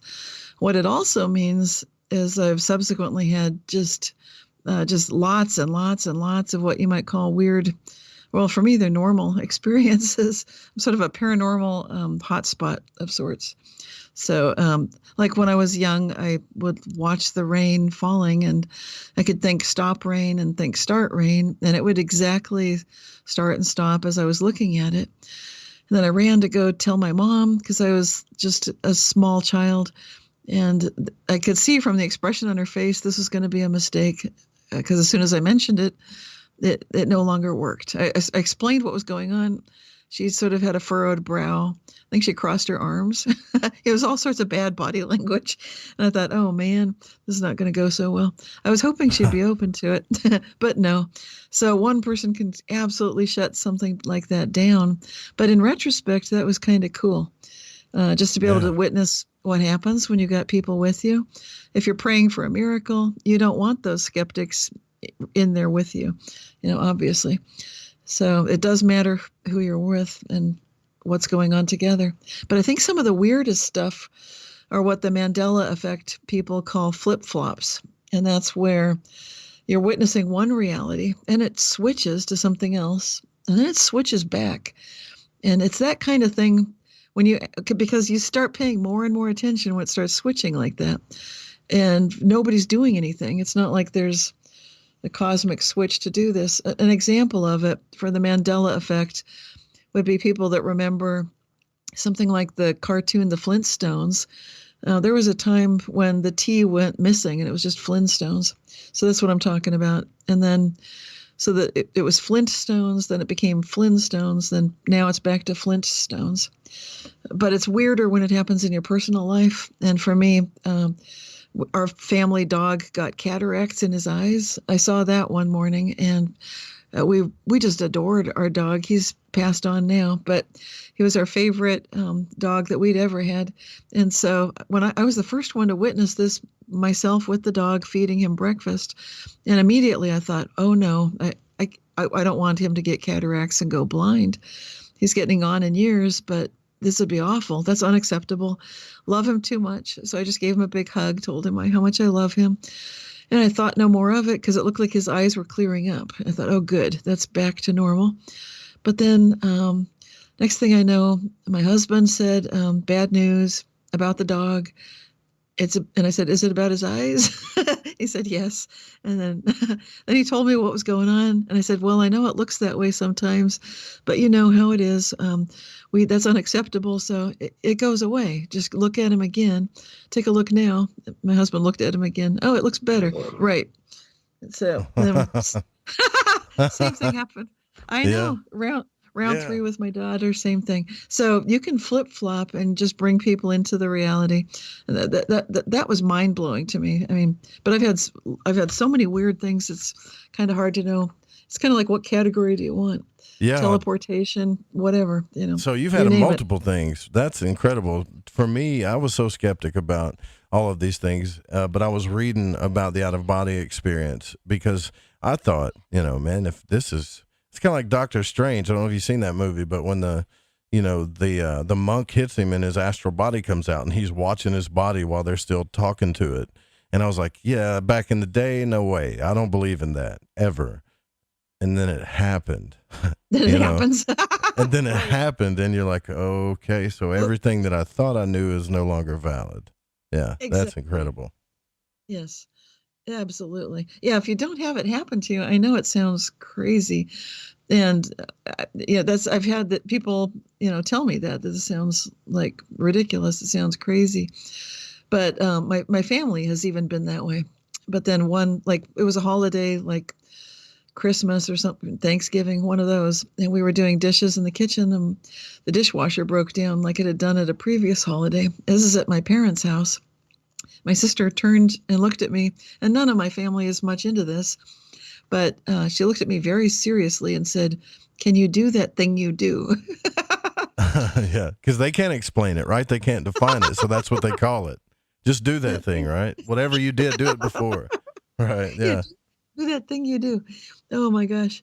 And I'm so glad I laughed that hard, because she's looking at me so seriously and imploringly with her eyes. And it's so funny coming from her. You know what I mean? When you've got family and you love them, bless their hearts, but they are not into these topics. And then they look at you like, can you do that thing you do? Yeah, right. My dad's done that too before. He's like, can you help me with this thing? And I'm like, I don't know what to do. He goes, well, put some of that magic fairy dust you got on it or whatever that happens. I know you can do it. And I'm like, you do? Really? I love that. I love that. Then he shuts up real quick. He don't want to know. He just admitted it. Yeah. But they want access to it on some level, and that's so sweet. So I think that is one of the bridges to connect with the people that they're not having these astral out-of-body experiences or other types of things, but they do want that little bit of help, that energy help. They do recognize it, even if, like you said, he doesn't really want to know about it, but he'd like the benefit. You know what it is too, I think, and this is a very touchy topic, and something I experienced myself this weekend is when, and it kind of goes with what we're talking about now, along with the too good to be true, or instead of asking that, let's say, how good can it get? So I was approached in a few other ways about, hey, like, you need to really, accept your role as a radio host, and I'm not going to say the phrases these people said to me, but it played heavily towards my ego, so to speak. And when that happens, I get scared. I draw back because I don't want to be egotistical. I don't want people looking at me as an authority in anything. And how can you be an authority in asking questions to begin with? Like, it doesn't make sense to me. But I'm getting this feeling like, well, if you don't, you're not going to have success. And I don't believe that either. So I'm in a battle because these people, especially, they are successful and they know what they're talking about, but I'm so afraid of the ego thing. You know what I mean? I do know. Yeah. How do I you've wrote books, you've got best-selling books and stuff. And how do you do this in a healthy way? Excellent question. And I think it's like the most important thing that as a culture in the whole world, we should be looking at right now. And, I'm just going to tell you, I just came back from this conference I told you about, and what went so well was that we had speakers, we had a host, we had participants, but there was there were roles that people play, but there was such an equality of the experience that several of the participants said that they felt they'd been to a retreat. It didn't feel so much like a conference. It felt more like they could just talk with anybody about anything, and everybody was so open. And what the host commented on was it seemed like nobody had ego that was just blowing up so that it didn't even fit in the room. Like, it so often happens. So you're going back to your question, and I think that's the way of the future. That conference also kind of organized itself because everybody involved just had the attitude, what can I do? Let me help it make it work for everybody. When everyone's doing that, it's like things run on rails. Everything just happens. And that life could be better. Life could be great like that. So how to balance it is, I think the goal is to recognize that you are in service and that you have a responsibility to your audience, to the legacy of the work that you're creating, which hopefully will be archived and people can go back and this is valuable resource that you're providing, that people can see this and learn from it. And I think it's just that it is a balancing act in a sense, because you need some ego. It's not good to say like you're nothing at all. That's let's ridiculous. Annihilate. Yeah, right. Because people say let's annihilate. It's all about annihilating the ego, and I'm like, you're talking about destroying your identity. What do you want to become air? And I mean, I know we're all connected, but you're here to live an individual experience. Don't murder that. Exactly.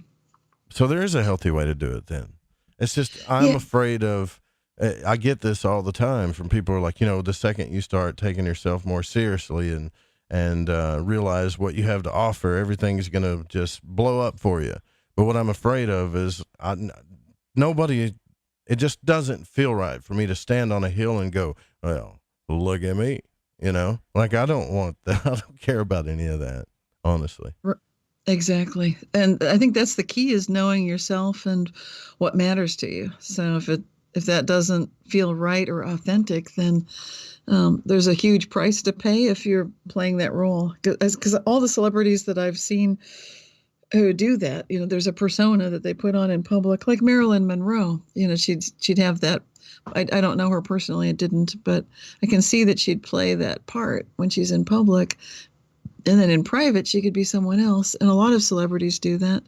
And people believe that's the price of fame. No, I can't, though. Yeah, then you know yourself. Yeah. So it's not right for you. And I totally understand that. It's not right for me either. I wouldn't want to be that either. Yeah, right. So it's but then again, this is another thing too that I really want to say is I feel like people don't do that enough. They don't say, "Hey, look at me. Look what I can do. Look what I've done," and just accept it. Right. So there is a balancing act there for sure, huh? I think we can make it easier for ourselves to help do that for others, to recognize how they are serving and be appreciative of them. And ideally, people would be appreciating you, and maybe by going on other shows, or I don't know, find some way that works that can balance that. If you feel like that's a missing piece at any point. Right now, I don't think it's a missing piece for you, but if it ever feels like it's becoming that way. So, yeah, I got what you're saying. Thank you. That's good advice, because it can get out of hand pretty quick, because running a radio station, I've seen it get out of hand, not just with me, but just, others. And they get, they get involved with themselves way, way too much. And then it's like, hey, but we don't really have anybody on the station that's like that now. It's just, I get that feeling that the ego can be your worst enemy or your best advocate if you know how to use it properly.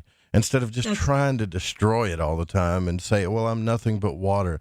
That's cool when you realize that, but where do you move on from there, Exactly. There's not much to go from there. So right. Yeah, exactly. And I want people to tap into what they can do. And like you tap into something I've always wanted to be able to do is auras.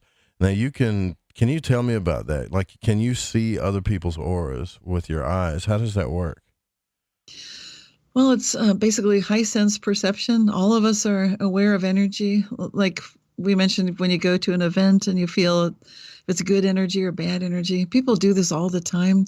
If you want to go into a building or a store or an event, because you can kind of feel what the vibe is, what's going on, how does it feel? And so seeing auras is just the visual aspect of it, but the sensing part can be a knowingness. It can be just a feeling of an awareness, if you will. So you can sort of see what the balance of the energy is for a person, what the distribution is, and It's it a helps to get frequency into thing, right? Isn't it? It is, yeah. And if you're getting to that daydream state where it's kind of like you're just letting images come to your mind or ideas come to you, so you're relaxed. You know, when you're looking out the window when you're in a class and the teacher's droning on about something and you're just looking at the beautiful tree and birds outside, it's that daydream state. When you can kind of get to that place, that theta wave brain state, then you're very open to receiving information that otherwise our regular states of awareness and attention tend to interfere with that kind of intuitive information that comes in. Gotcha. Yeah, because see, all of this is coming together. Because I read Michael Newton's book, Journey of Souls, where have you ever read that book where it's kind of old. It's fantastic, right? And a lot of them talk about colors when they go back with their soul family. He said, well, explain to me what you're seeing when they're like looking at their guides or people that are in their soul family.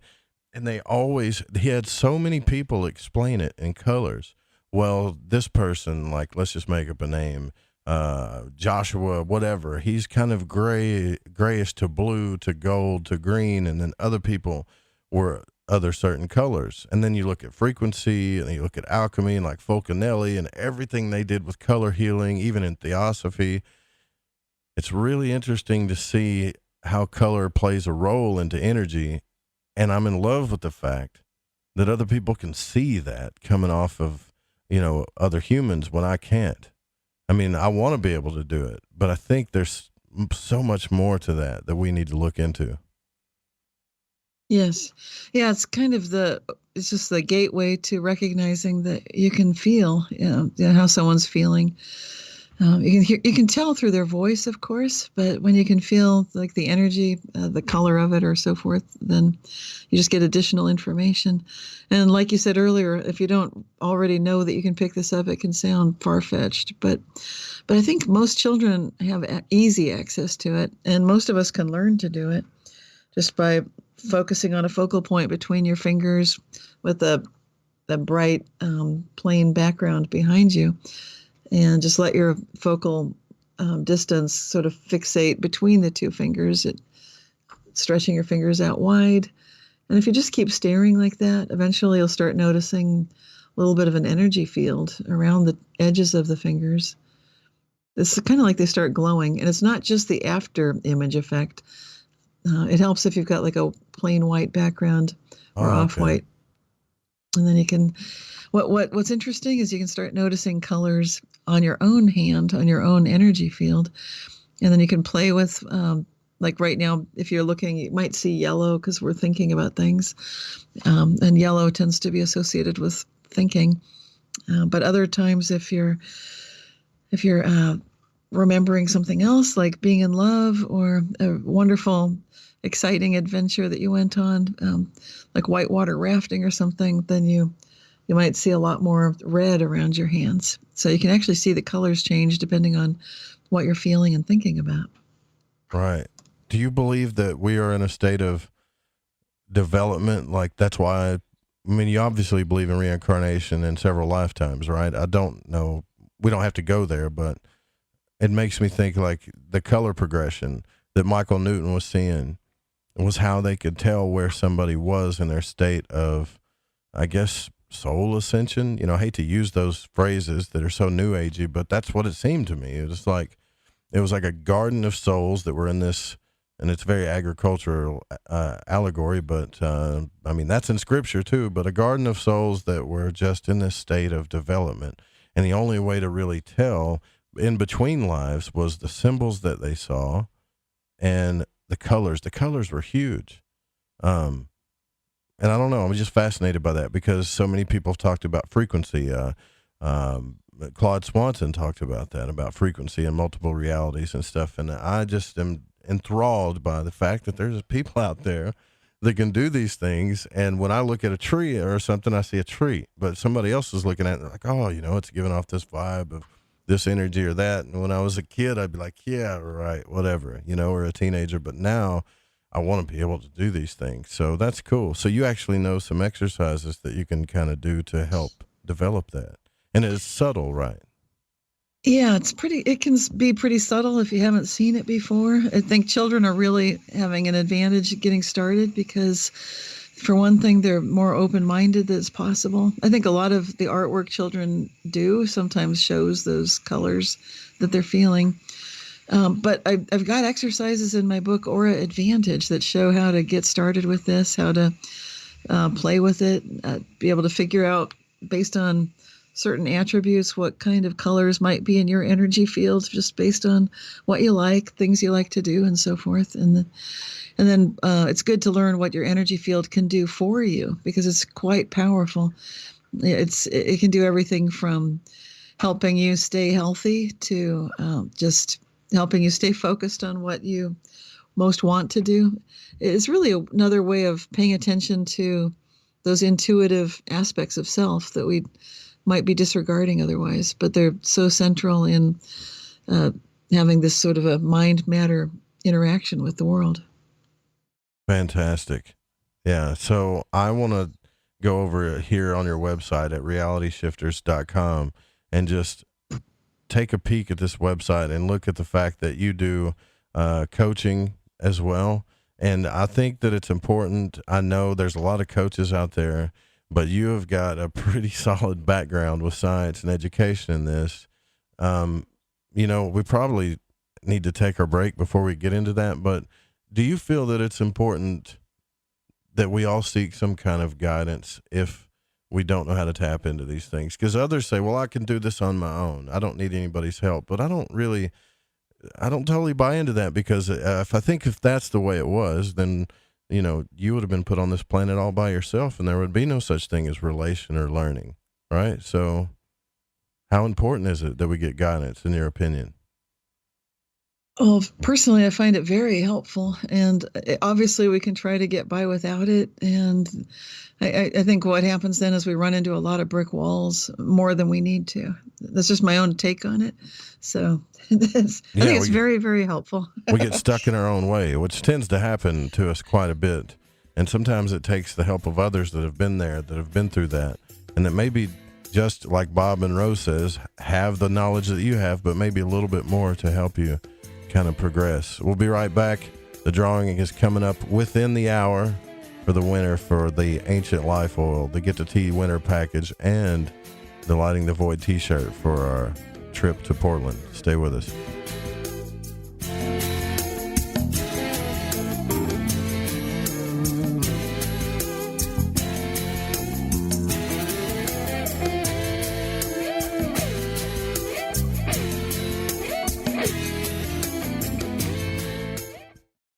Joseph Roop is your host. Pull back the blinds and uncover the truth. This is Lighting the Void Radio.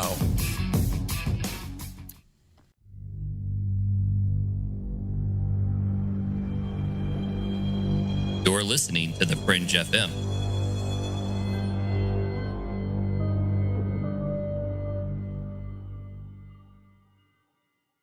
Somewhere between abnormal and paranormal, there's a show called Into the Paranormal. I'm Jeremy Scott. Hear me live Saturdays at 6 p.m. Pacific, 9 Eastern on the Fringe FM. Hey, I'm J.M. DeBoard, and when I want to talk about dreams, I look up my man Joe Root and his show, Lighting the Void. The Fringe FM isn't just a radio station. We also provide services for all your audio production needs. If you're interested in live radio or pre-recorded podcasts, we're here to help. We even do audio enhancements and voiceovers if needed. If you want to do a podcast or live radio show and even want the option to syndicate on terrestrial radio, from simple audio file enhancement to live production and call screening, we have you covered. We have worked with some of the best professionals in the business in order to provide coaching instruction for content creation, show structure, and more. Contact The Fringe Digital Media for more at info@thefringe.fm. That's info@thefringe.fm. Or call 501-777-5631 for a consultation. Listen, I want to tell you about G.I. Joy from GetTheTea.com. It's the best alchemical concoction of goodies for your stomach and digestive system I can recommend, and that's all based on my experience. packed with colostrum, acidophilus, aloe, peppermint, and turmeric. If you do your own research, then you know this is the bee's knees for the stomach and digestion. Now, due to Big Brother's ears and the eye in the sky, you know I can't go into the details about what it helped me with. All I can say is I got relief. It's non-GMO, no fillers, no preservatives, manufactured right here in the US of A, and delivered to you by the only people who stay on top of the game and are out in front. Go grab a bottle of G.I. Joy at GetTheTea.com and see what all the fuss is about. Again, that's GetTheTea.com. Hi, this is Sammy. Join us in the Deep South as we're lighting the void with Joe Roop on the Fringe FM.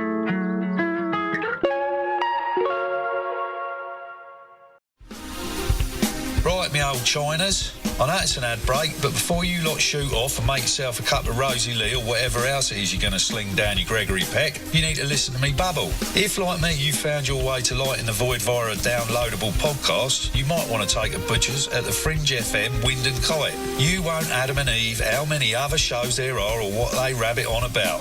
Ancient history, conspiracy, the consciousness, the esoteric, the occult, metaphysics, parapolitical, ufology, technology and spirituality, to name but a few. They got featured hosts like Ryan Gable, Jeremy Scott, Alex Exum, Tim Doyle, Cortana and Gigi, Susanna Ross, the Reverend John Polk, Michael Deacon and J.D. Lewis. You might find yourself listening to the thoughts and theories of the author of The Fish you just finished reading.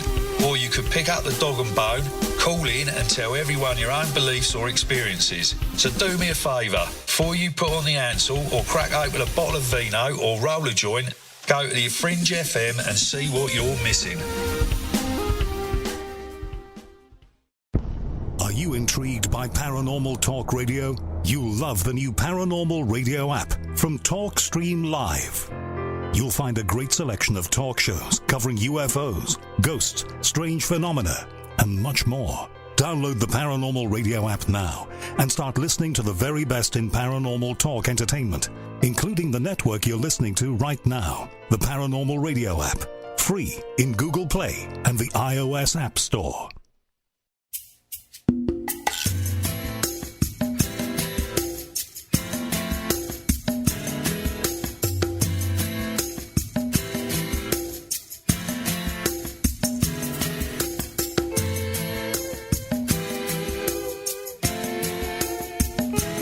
Listening to Lighting the Void Radio.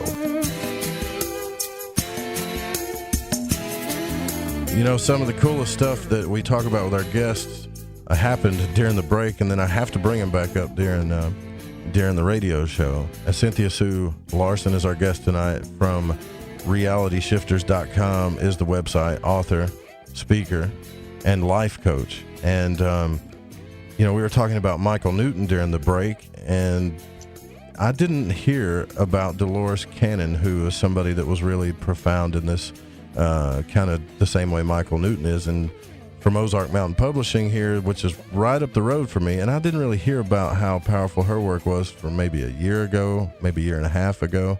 And you were mentioning the same thing. And I know others are going like, really? You don't know who Dolores Cannon is? But isn't it strange that you and I haven't we were just mentioning that at the same time, like after she's passed away, now that her work has come out, and it makes you wonder if that's like a Mandela thing too, right? Like some people just don't get popular till after they're gone and they don't really get noticed, but it's kind of synchronistic that you and I are having the same deal with it, right? Yeah. So the idea that I'm presenting here is it's possible that that for some of us like yourself and also for me, because I read Michael Newton's books, Journey of Souls, and he wrote something else too. I can't remember the name of it. And then there was Brian Weiss, Many Lives, Many Masters. I was interested in these topics because I was trying to find anything like what I'd been through, where you kind of remember who you were before you were born. And those are the closest books I could find on the subject. And then just like yourself, just a couple of years ago at most, maybe a year and a half ago, I started hearing about Dolores Cannon as if she's dead apparently. It's very weird. It's like she'd lived, written all kinds of books, done videos, and now she's gone. And like you said, she was associated with Ozark Mountain Press or Publishing. Well, what's all this about? How is that possible? What I'm saying is, imagine that. How could I have missed all that in all the bookstores looking at that same shelf of books? Why would they not have any Dolores Cannon books all those years in the 1980s, the 1990s? This is ridiculous. Where would they have been?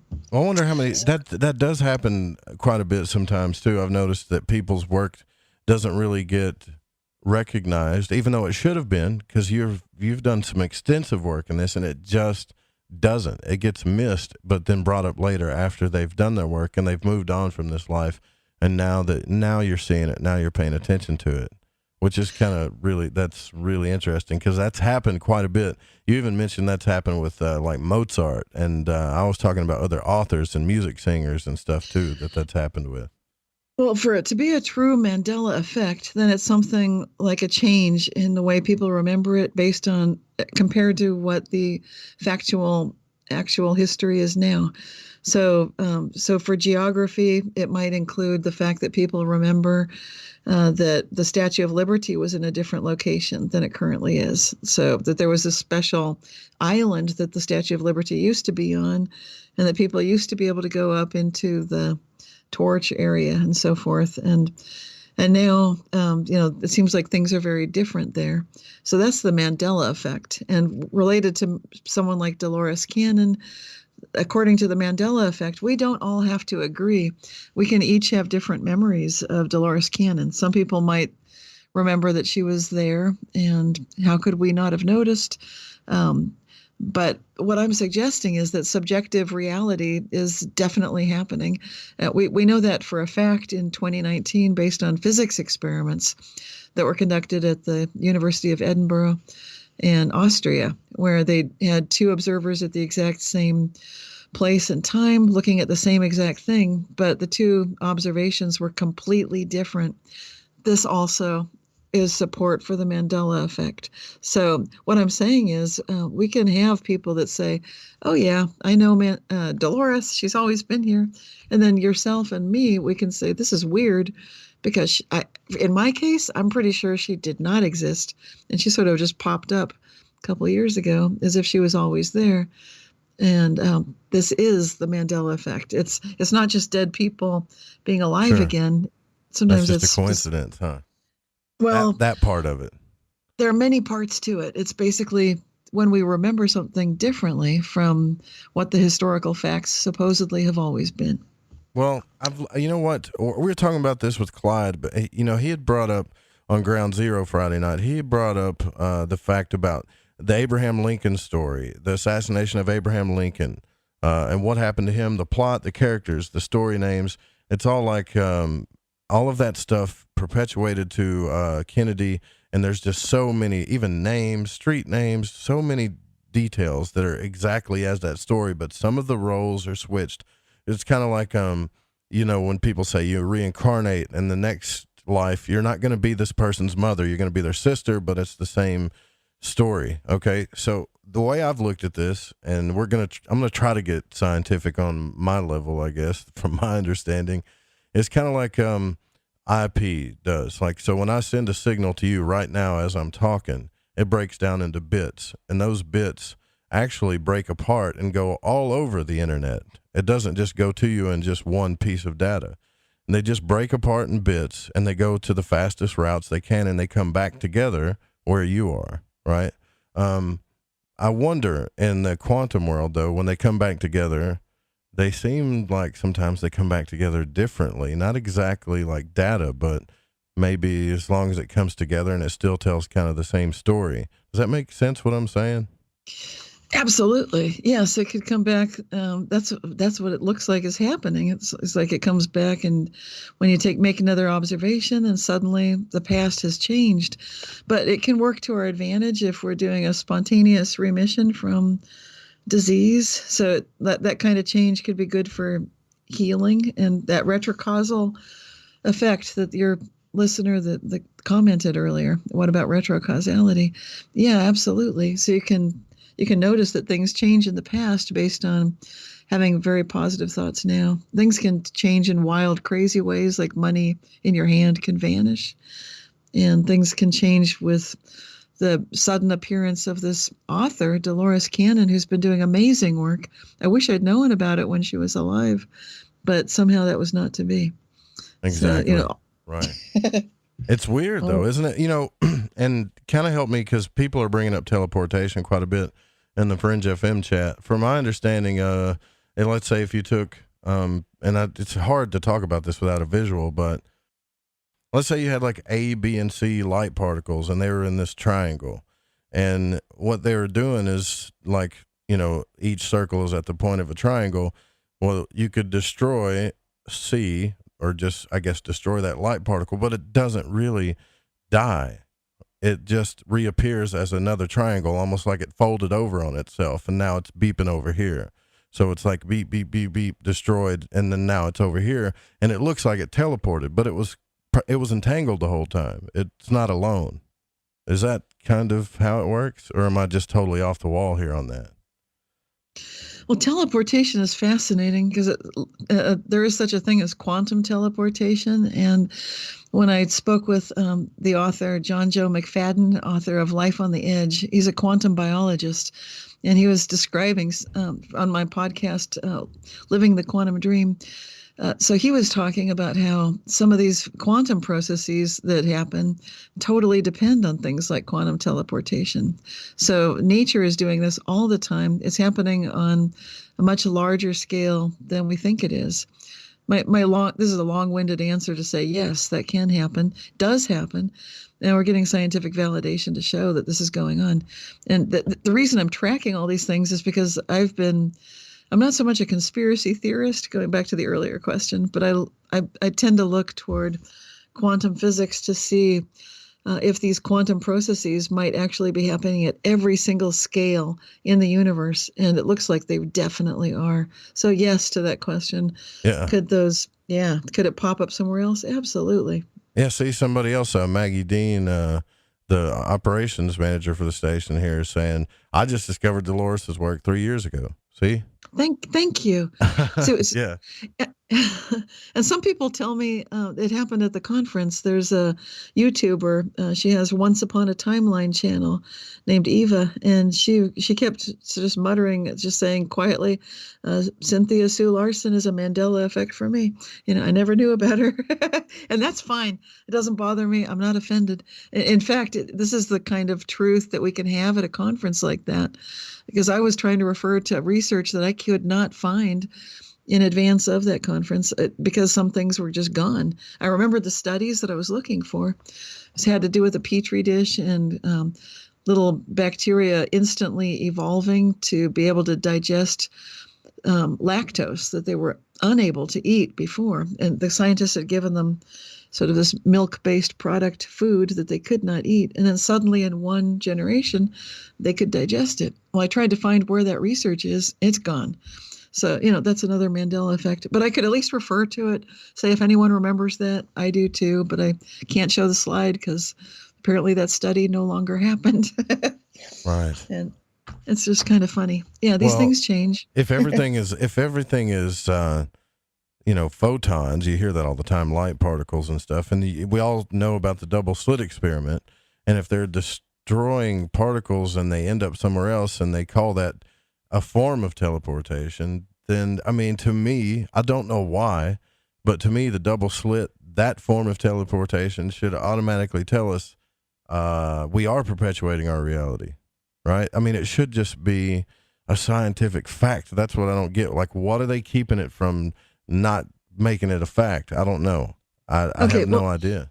Well, here's that piece of the puzzle. What's going on right now, when you see the studies on teleportation, you're looking at, just like when the computers that we currently use were created, there was a big gold rush race on to develop the microchip circuitry that these computers run on, and the silicon chips, and you remember all that, the miniaturization that was going on. Yeah. And now the same thing is happening with quantum physics so that there can be this new quantum technology for quantum computers and so forth. And so the teleportation is solely tasked with that purpose in mind. And the engineers are not looking at what it means metaphysically or in people's daily lives. They're only looking at how can they get information to go instantly from Singapore to Sweden or whatever, or New York. They just want to be able to teleport something information-wise around the world, maybe without using the same kind of networking that we're currently using. So they're playing with it's like the Stone Age went to the Bronze Age and so forth. We're moving into the quantum age, and Gotcha. all they care about is the technology, the tools. So it's all about commerce, tech, and making things easier instead of laying it down as, hey, like, look at this esoteric fact that doesn't need to be esoteric anymore, right? That's right. Okay. That's right. Well, that's cool. So I have a better understanding of that now. Great. Now I want to go to what you're doing right now. So you've written some best-selling books, that's not easy to do, number one. So congratulations on that. And you're taking a break from speaking, I guess, or going to conferences. So if somebody was like feeling stuck, or they need to, like, I need to help make a transition, or they need a little clarity on this stuff, you help people with this too, for quantum jumping and all kinds of stuff. How do they get a hold of you? Well, the best way is through my website, which is realityshifters.com. And then just send an email. There's the contact information, or just email me at cynthia@realityshifters.com. And that's the best way. But I'm also on social media, YouTube and Facebook and Twitter. And I've got that podcast I mentioned. Mm-hmm. So there are lots of things going on in all those directions. Yeah, well, that's good, though. You're creating. And this is something I talk about, too, like that really helped me in my life. And everybody's like, well, Joe, not everybody should do a radio show or a podcast. And that's not my point. My point is, I feel like if you're expressing yourself into the world somehow, which I always bring up the internet because it's the best way to do it. You got YouTube, and you've got audio and podcasting and blogging. You've got so many ways to express yourself. And from my experience, and I want to know what your thoughts are on this too, when you start doing that, no matter your state of mind, it kind of starts perpetuating things into your life simply because you're creating and putting it out there. What are your thoughts on that? Yeah, absolutely. It's a great focus of attention and awareness. So whatever it is that enthuses you, kind of gets you fired up, that things that you care about will start coming to the fore, hopefully. So if you've got some platform to be able to share that with, maybe it's just photographs. I know some people don't want to write words, they just want pictures, but you can do that now too. There's a way you can blog with various platforms that allow for that, and videos might be scary at first for some people. So it depends on the person and what they want to do. But I think it's the value of just getting out there and doing something can't be overstated. It's extremely powerful. Well, I look at it like this. If you keep it a secret, right? Let's say you made a painting and it was beautiful and nobody ever saw it but you. Well, that's kind of sacred to you, right? I mean, that's cool. That's sacred to you. But in order for it to manifest things into your life, let's say you wanted to paint for a living, or maybe you didn't. But my point is if other people observe it, your creation, it creates some type of perpetual energy to where it can keep happening. It's almost like there's a demand for it energetically. This has been my experience, because every time I thought about shutting off this thing, and I can't do it now, but back in the day I would think, maybe the show's not going anywhere. Maybe I'm just spinning circles trying to find answers to all this stuff. The moment I would do that, someone would come through with something like, please don't quit. Please don't stop what you're doing. And it's Now, if I would have never put it out there, then what would have happened then, You're right about that. I've gotten the same thing and the same kind of validation for what I do too. You're exactly right. It's just like people are so tuned in. They know when you're thinking of that. And yeah, it's amazing. So it is good to get that kind of communication with others, that we really are connected to everyone else. You are here to be in service somehow, and it might be in ways that are different than what you think they are. And you'll never find out unless you take some chances and open yourself up to new experience and take a little bit of a risk. It might be scary, but sometimes that bit of fear can be a good thing. Just that little bit of stage fright.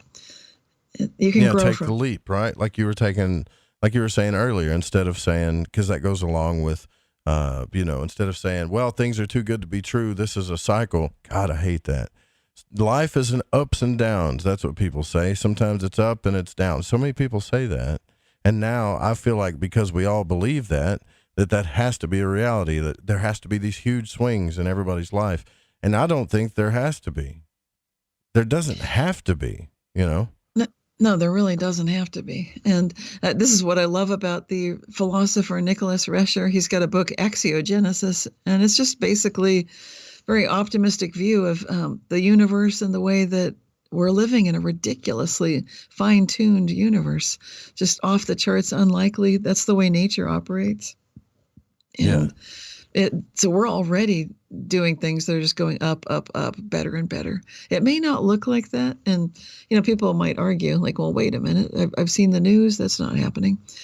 But when you, but I'm talking about just all of these amazing, just the fact that we have life, the fact that we've got extinct species are coming back.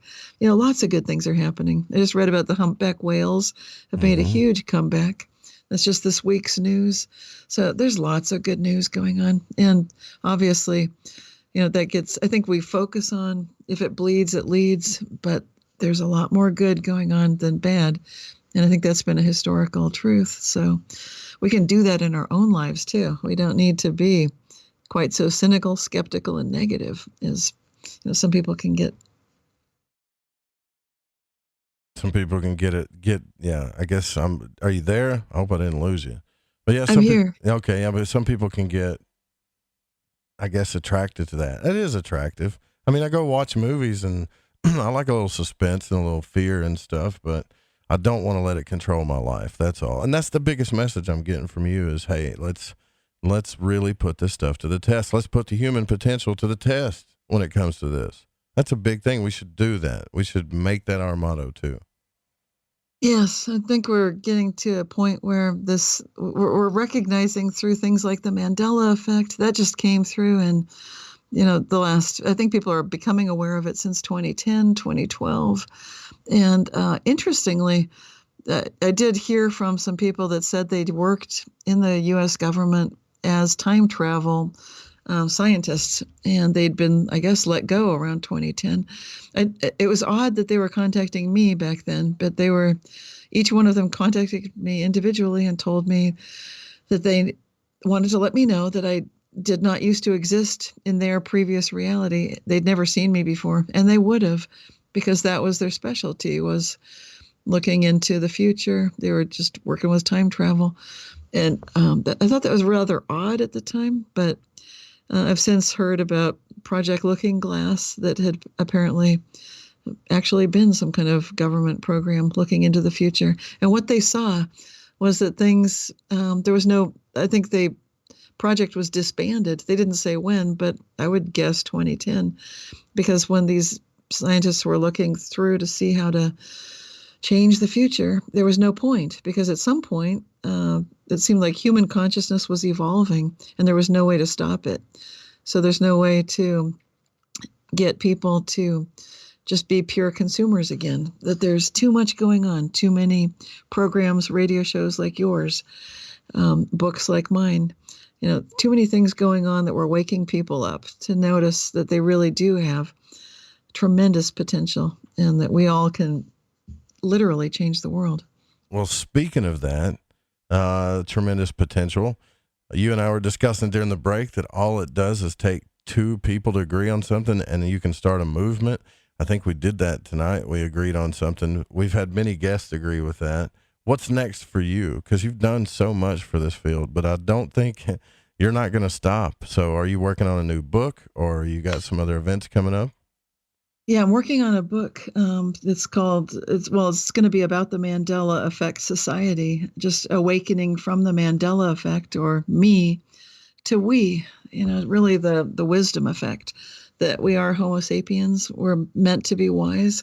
So I'll just go through the history of the Mandela effect, talk about how we can get used to dealing with kind of running on these rolling logs where the facts keep changing.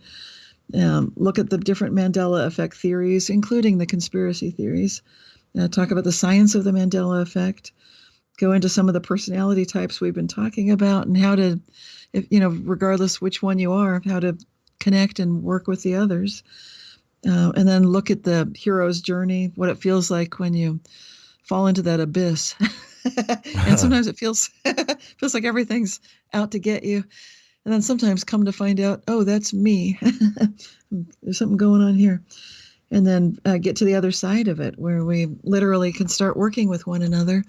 Hopefully stay humble and have a good, healthy ego, but help others too.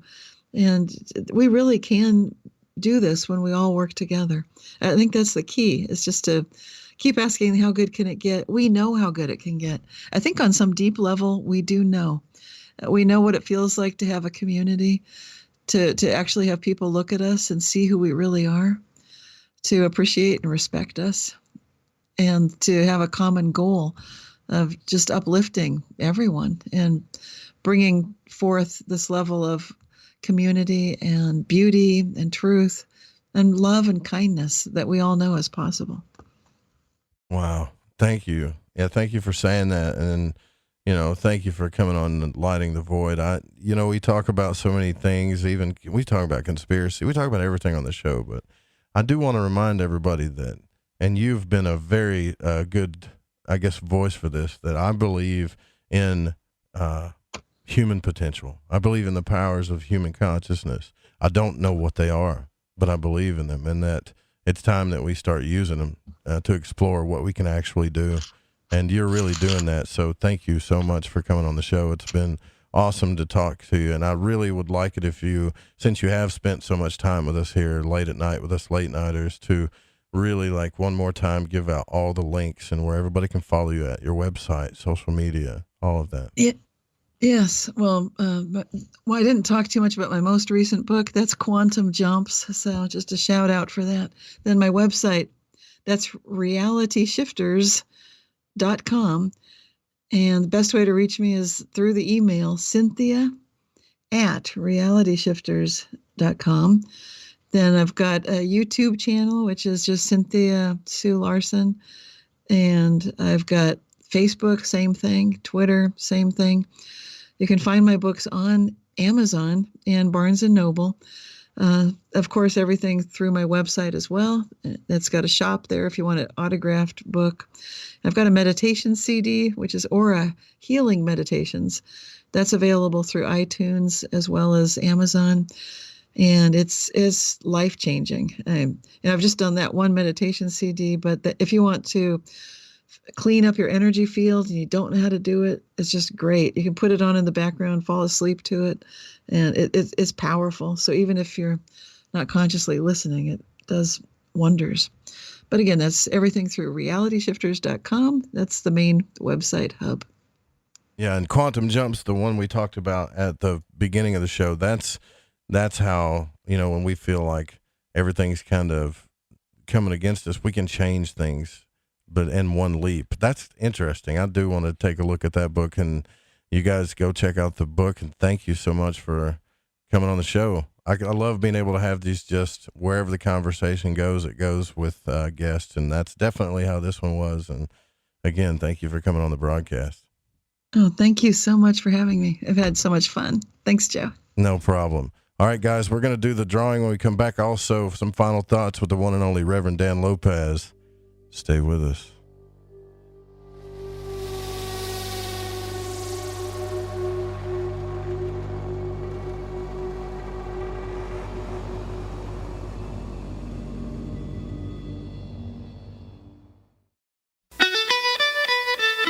From the Kingdom of Arkansas, you are listening to Joe Root and Lighting the Void here on the Fringe FM. Stress is at an all-time high, and all of us could use a little bit of stress relief. That's why I want to talk to you about Soothe.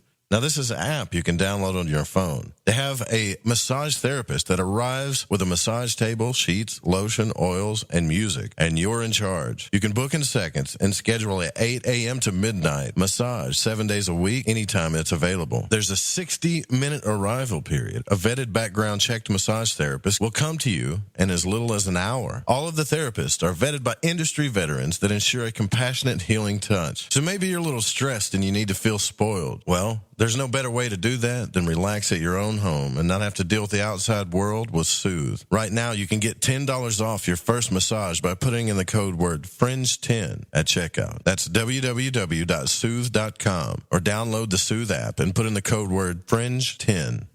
Introducing Shadow Light Tarot from Waking Canvas, the Fringe FM's new contributing artist Eric Tesey. This hand-illustrated black and white self-published deck serves as a reinvention of the tarot never before witnessed. Each of the several suits of this 88-card deck lineup form an infinite panoramic scene. Even the included visual companion guidebook is entirely hand-illustrated, cover to cover with beautiful visuals and esoteric symbols and artwork. The newly released deck comes in a custom magnetic box with its own travel pouch. The Shadow Light Tarot Premium Deck and its travel-sized mini deck Wonderlight Tarot are both available now from WakingCanvas.com. If you use the code word FRINGE, that's F-R-I-N-G-E at checkout, you'll receive an extra 10% off your entire order. To discover more, including a free reading and time lapses of all the illustrated artwork, make your way over to WakingCanvas.com today. That's WakingCanvas.com.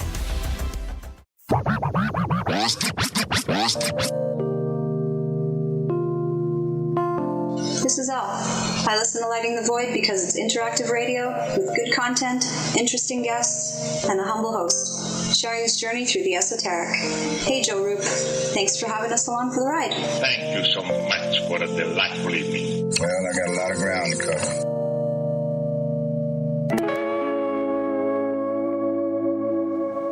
Okay, here we go.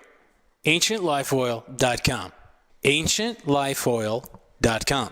Now, this is for CBD. AncientLifeOil.com. Again, for CBD. Where do I get CBD? AncientLifeOil.com. It's pretty good stuff. Organic, non-GMO. We are the Ferrari of CBDs. AncientLifeOil.com. You know, they say when you mention a person's name 3 times when you first meet, that you're going to remember. So I'd say to you, nice to meet you, AncientLifeOil.com. It's AncientLifeOil.com, right? Nice to know that you help people. AncientLifeOil.com. Think about this. Occasional stress, occasional anxiety, occasional inflammation, occasional stiffness, and intruders that get you down. AncientLifeOil.com. Okay, so I'm going to give you a fact for the day. So Ancient Life Oil does not help you with business deals. Hold on a second. If you feel better, it could help you make a better decision. Okay, I'm wrong. Just remember to go to AncientLifeOil.com. Hey, is that a new music app? Yeah, check it out. Surfer Music Discovery. It links to thousands of online stations, but the twist is you see the song names and artists that are now playing live. That's different. No guessing. Looks like a waterfall of music. So many formats. Rock, oldies, country, R&B, jazz, and a whole lot more. How's that spelled? Surfer. S-U-R-F-R. Is it expensive? It's free. No need to sign up or sign in. Get the Surfer Music app free from Google Play or the App Store.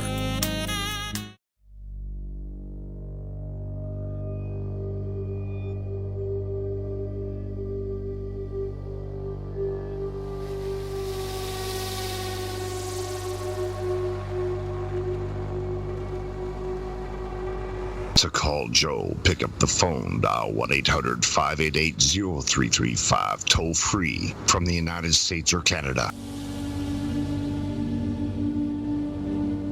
All right, so welcome back to Lighting the Void. So we're going to do the drawing. But before we do that, I want to welcome my co-host, the Reverend Dan Lopez, is back with us. What's up, Reverend Dan? How are you? Hey. What did you think? What did you think? Huh? Do you like Cynthia? I think she's doing good stuff, man. Oh, yeah, absolutely. I got to hear the first of it. My internet decided to take a dump and took out most of the rest of the show. And I was like, oh, okay, great. I mean, it just came back a little while ago. So, but yeah, it made me want to pick up that holographic matrix book again, all over again, and just start digging in. Well, the thing with you, Dan, is you're in such a hideaway out there. I'm surprised you get connection to the studio sometimes. I'm happy to hear from you, that when you come on the show. It's a good thing. Yeah. I'm in the boonies.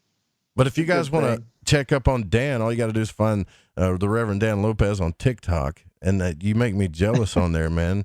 You're sitting there cooking up chili and stuff. God, that chili looked good. It was real good.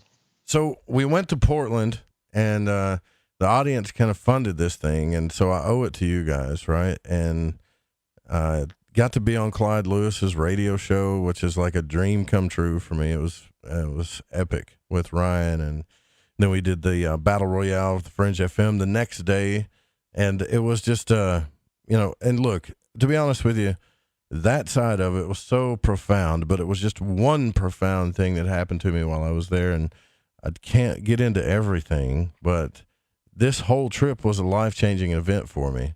And as I'm saying that, I'm watching one of these crickets from the shack just walk across the floor here very slowly and cautiously.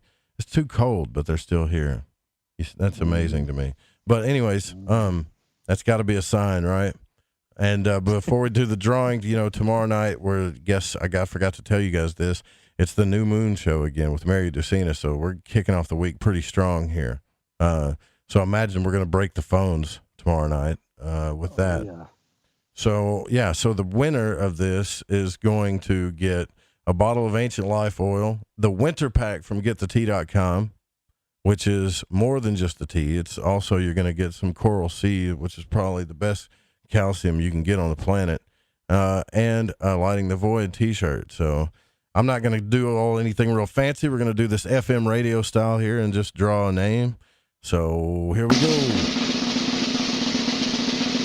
Hoorah. Looks like Jamie Gold is the winner. So congratulations, Jamie Gold. There you go. So we'll get in touch with you and you'll get that. Just make sure you send pictures, because we got pictures of Barney's pictures out there, which is cool. So everybody's got all their Void Walker gear on and overpriced socks. Isn't it great? Oh, yeah. Send noodles.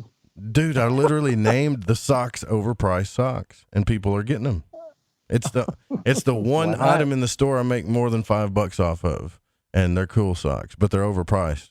That's why I call them overpriced socks. We need some pentagram on these. Yeah, we're working on stuff. Dan's got some good ideas too, man. Some pentagram undies. That's funny. But I do want to say, for all of you guys that did donate, man, thank you.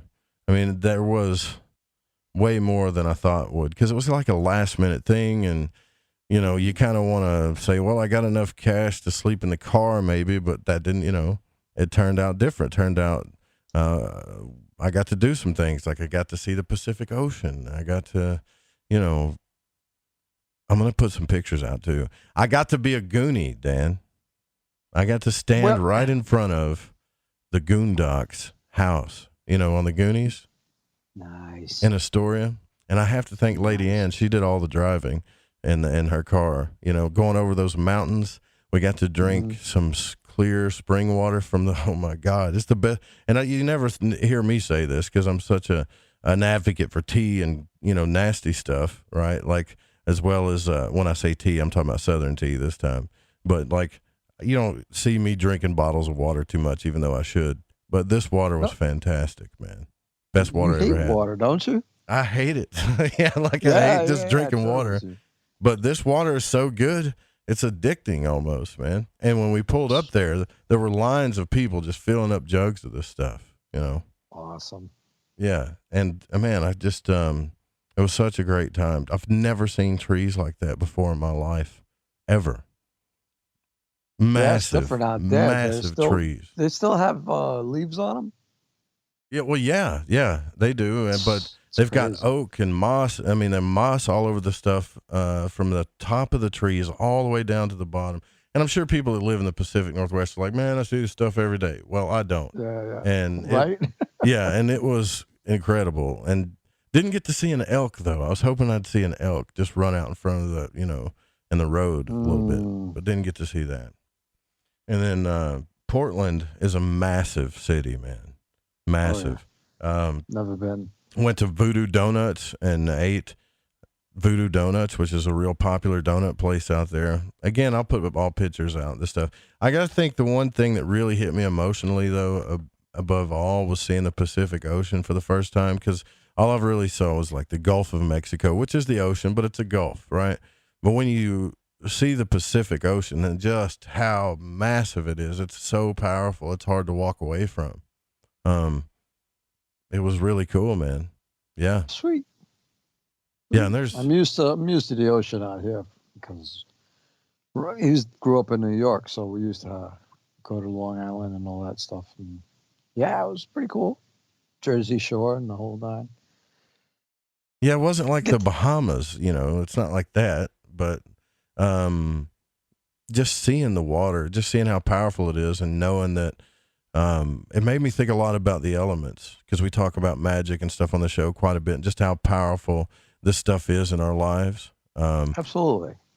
You know, and I had to do while I was there, like a send off. And I recommend any of you guys to do that. You know, like if you're standing in front of the Pacific Ocean and you are an occultist, you know, send something out in the ocean, man. Like let the ocean take it. And you should, because give it your cares, give it your worries. Right. Yeah. Mine was more like truth. See, I don't like, give me all the money in the world. There's nothing wrong with that, but I'm a big truth guy. So I was like, hey, let's get some truth out here and let the ocean just take it, you know, and give it back. And I don't have the words for some of the stuff that I went through. It was just really cool. And I guess it's because I've been stuck in this shack in the middle of Arkansas for so long, that seeing something like that is pretty profound, you know. And then JD Lewis is like, oh, well, you should go do this and do that. She's trying to get me to go to the place where the movie The Lost Boys, where all the vampires are hanging on the railroad tracks or whatever. Yeah. So I got to go back, you know, I got to go back and do that stuff. So yes, I'm coming back. I got to see Crow. I mean, Crow just walked up to me out of nowhere. He's like, hey man, awesome. It's Crow. And I'm like, you got to be kidding me. I can't believe it. That is awesome.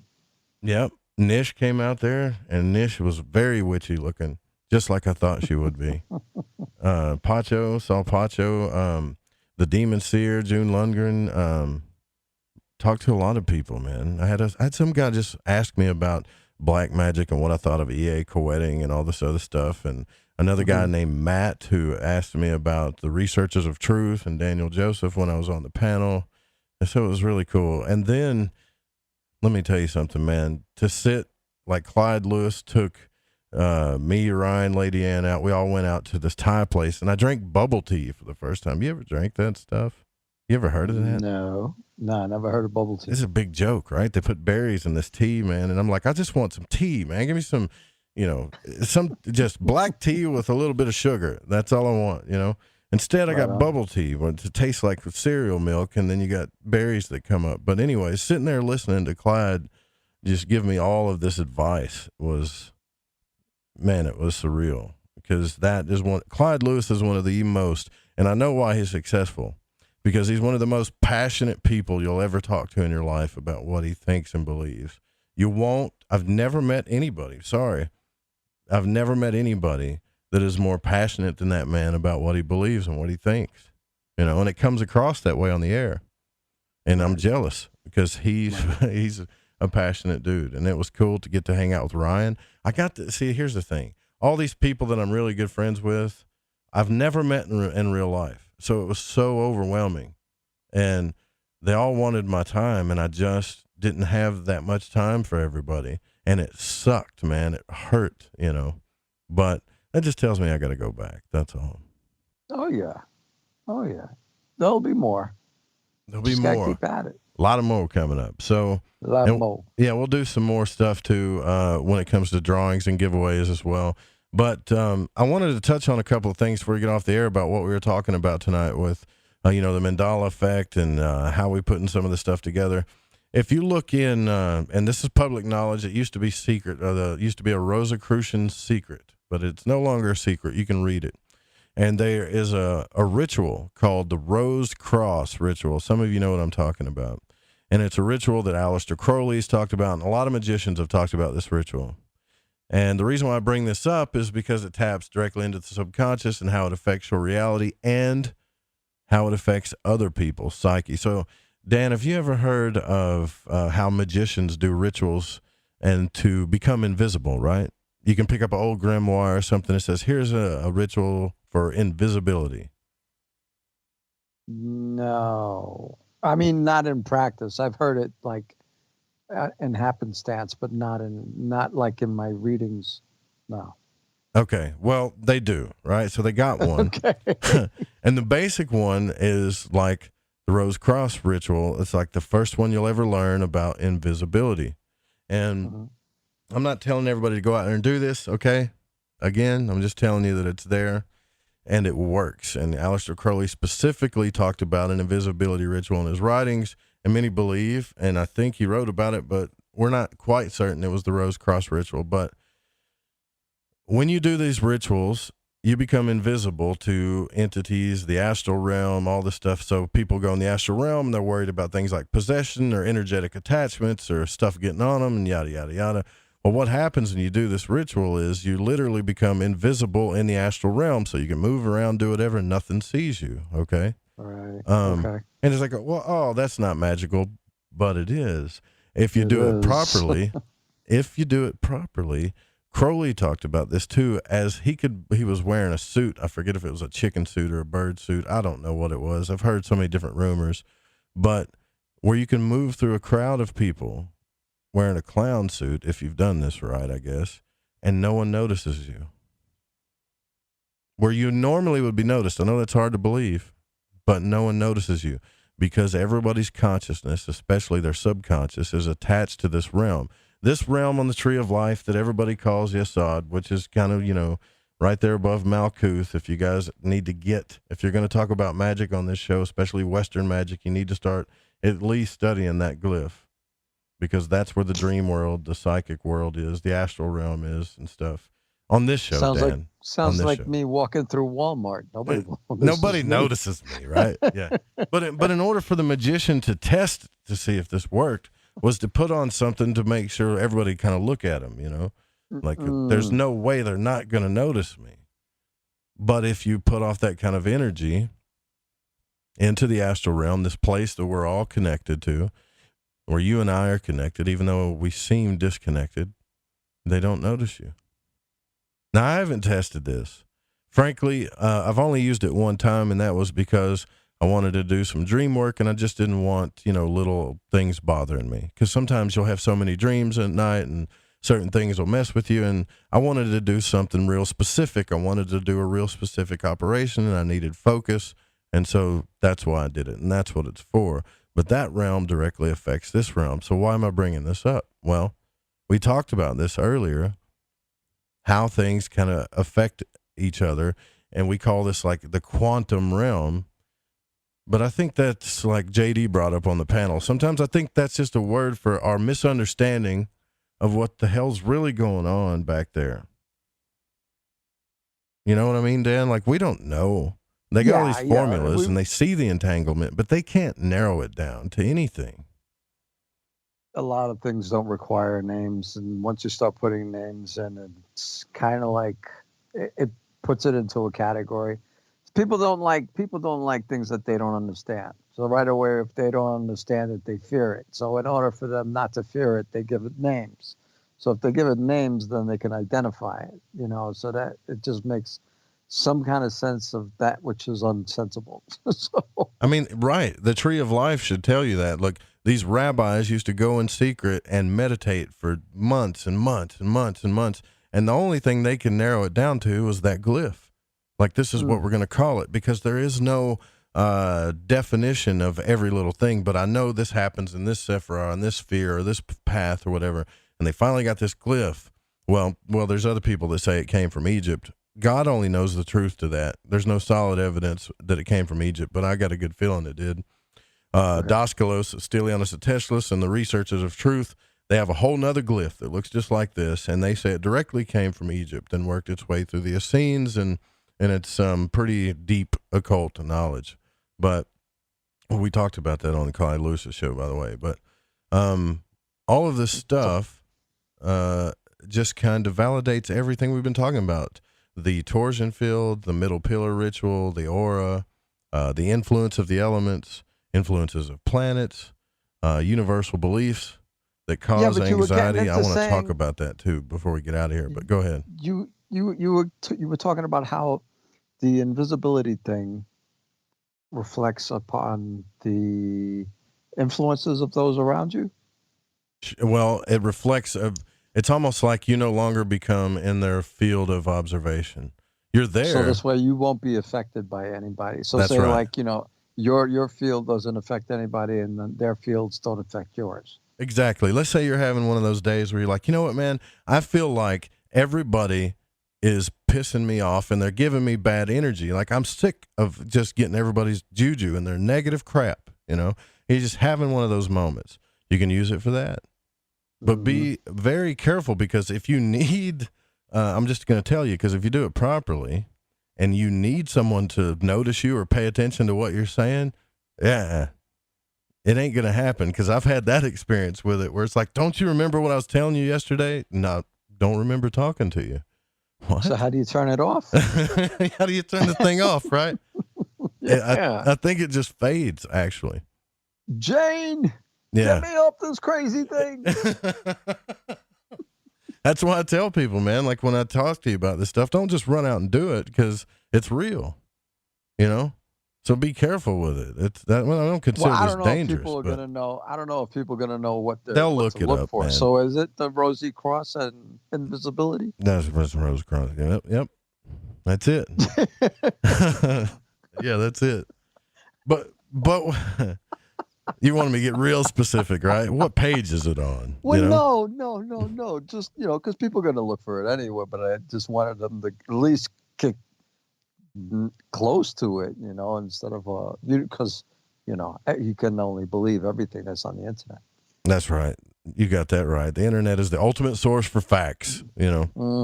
Sure. But no, I mean, it's in the original Golden Dawn teachings. All you got to do is pick up any Golden Dawn book, and it's there. Okay.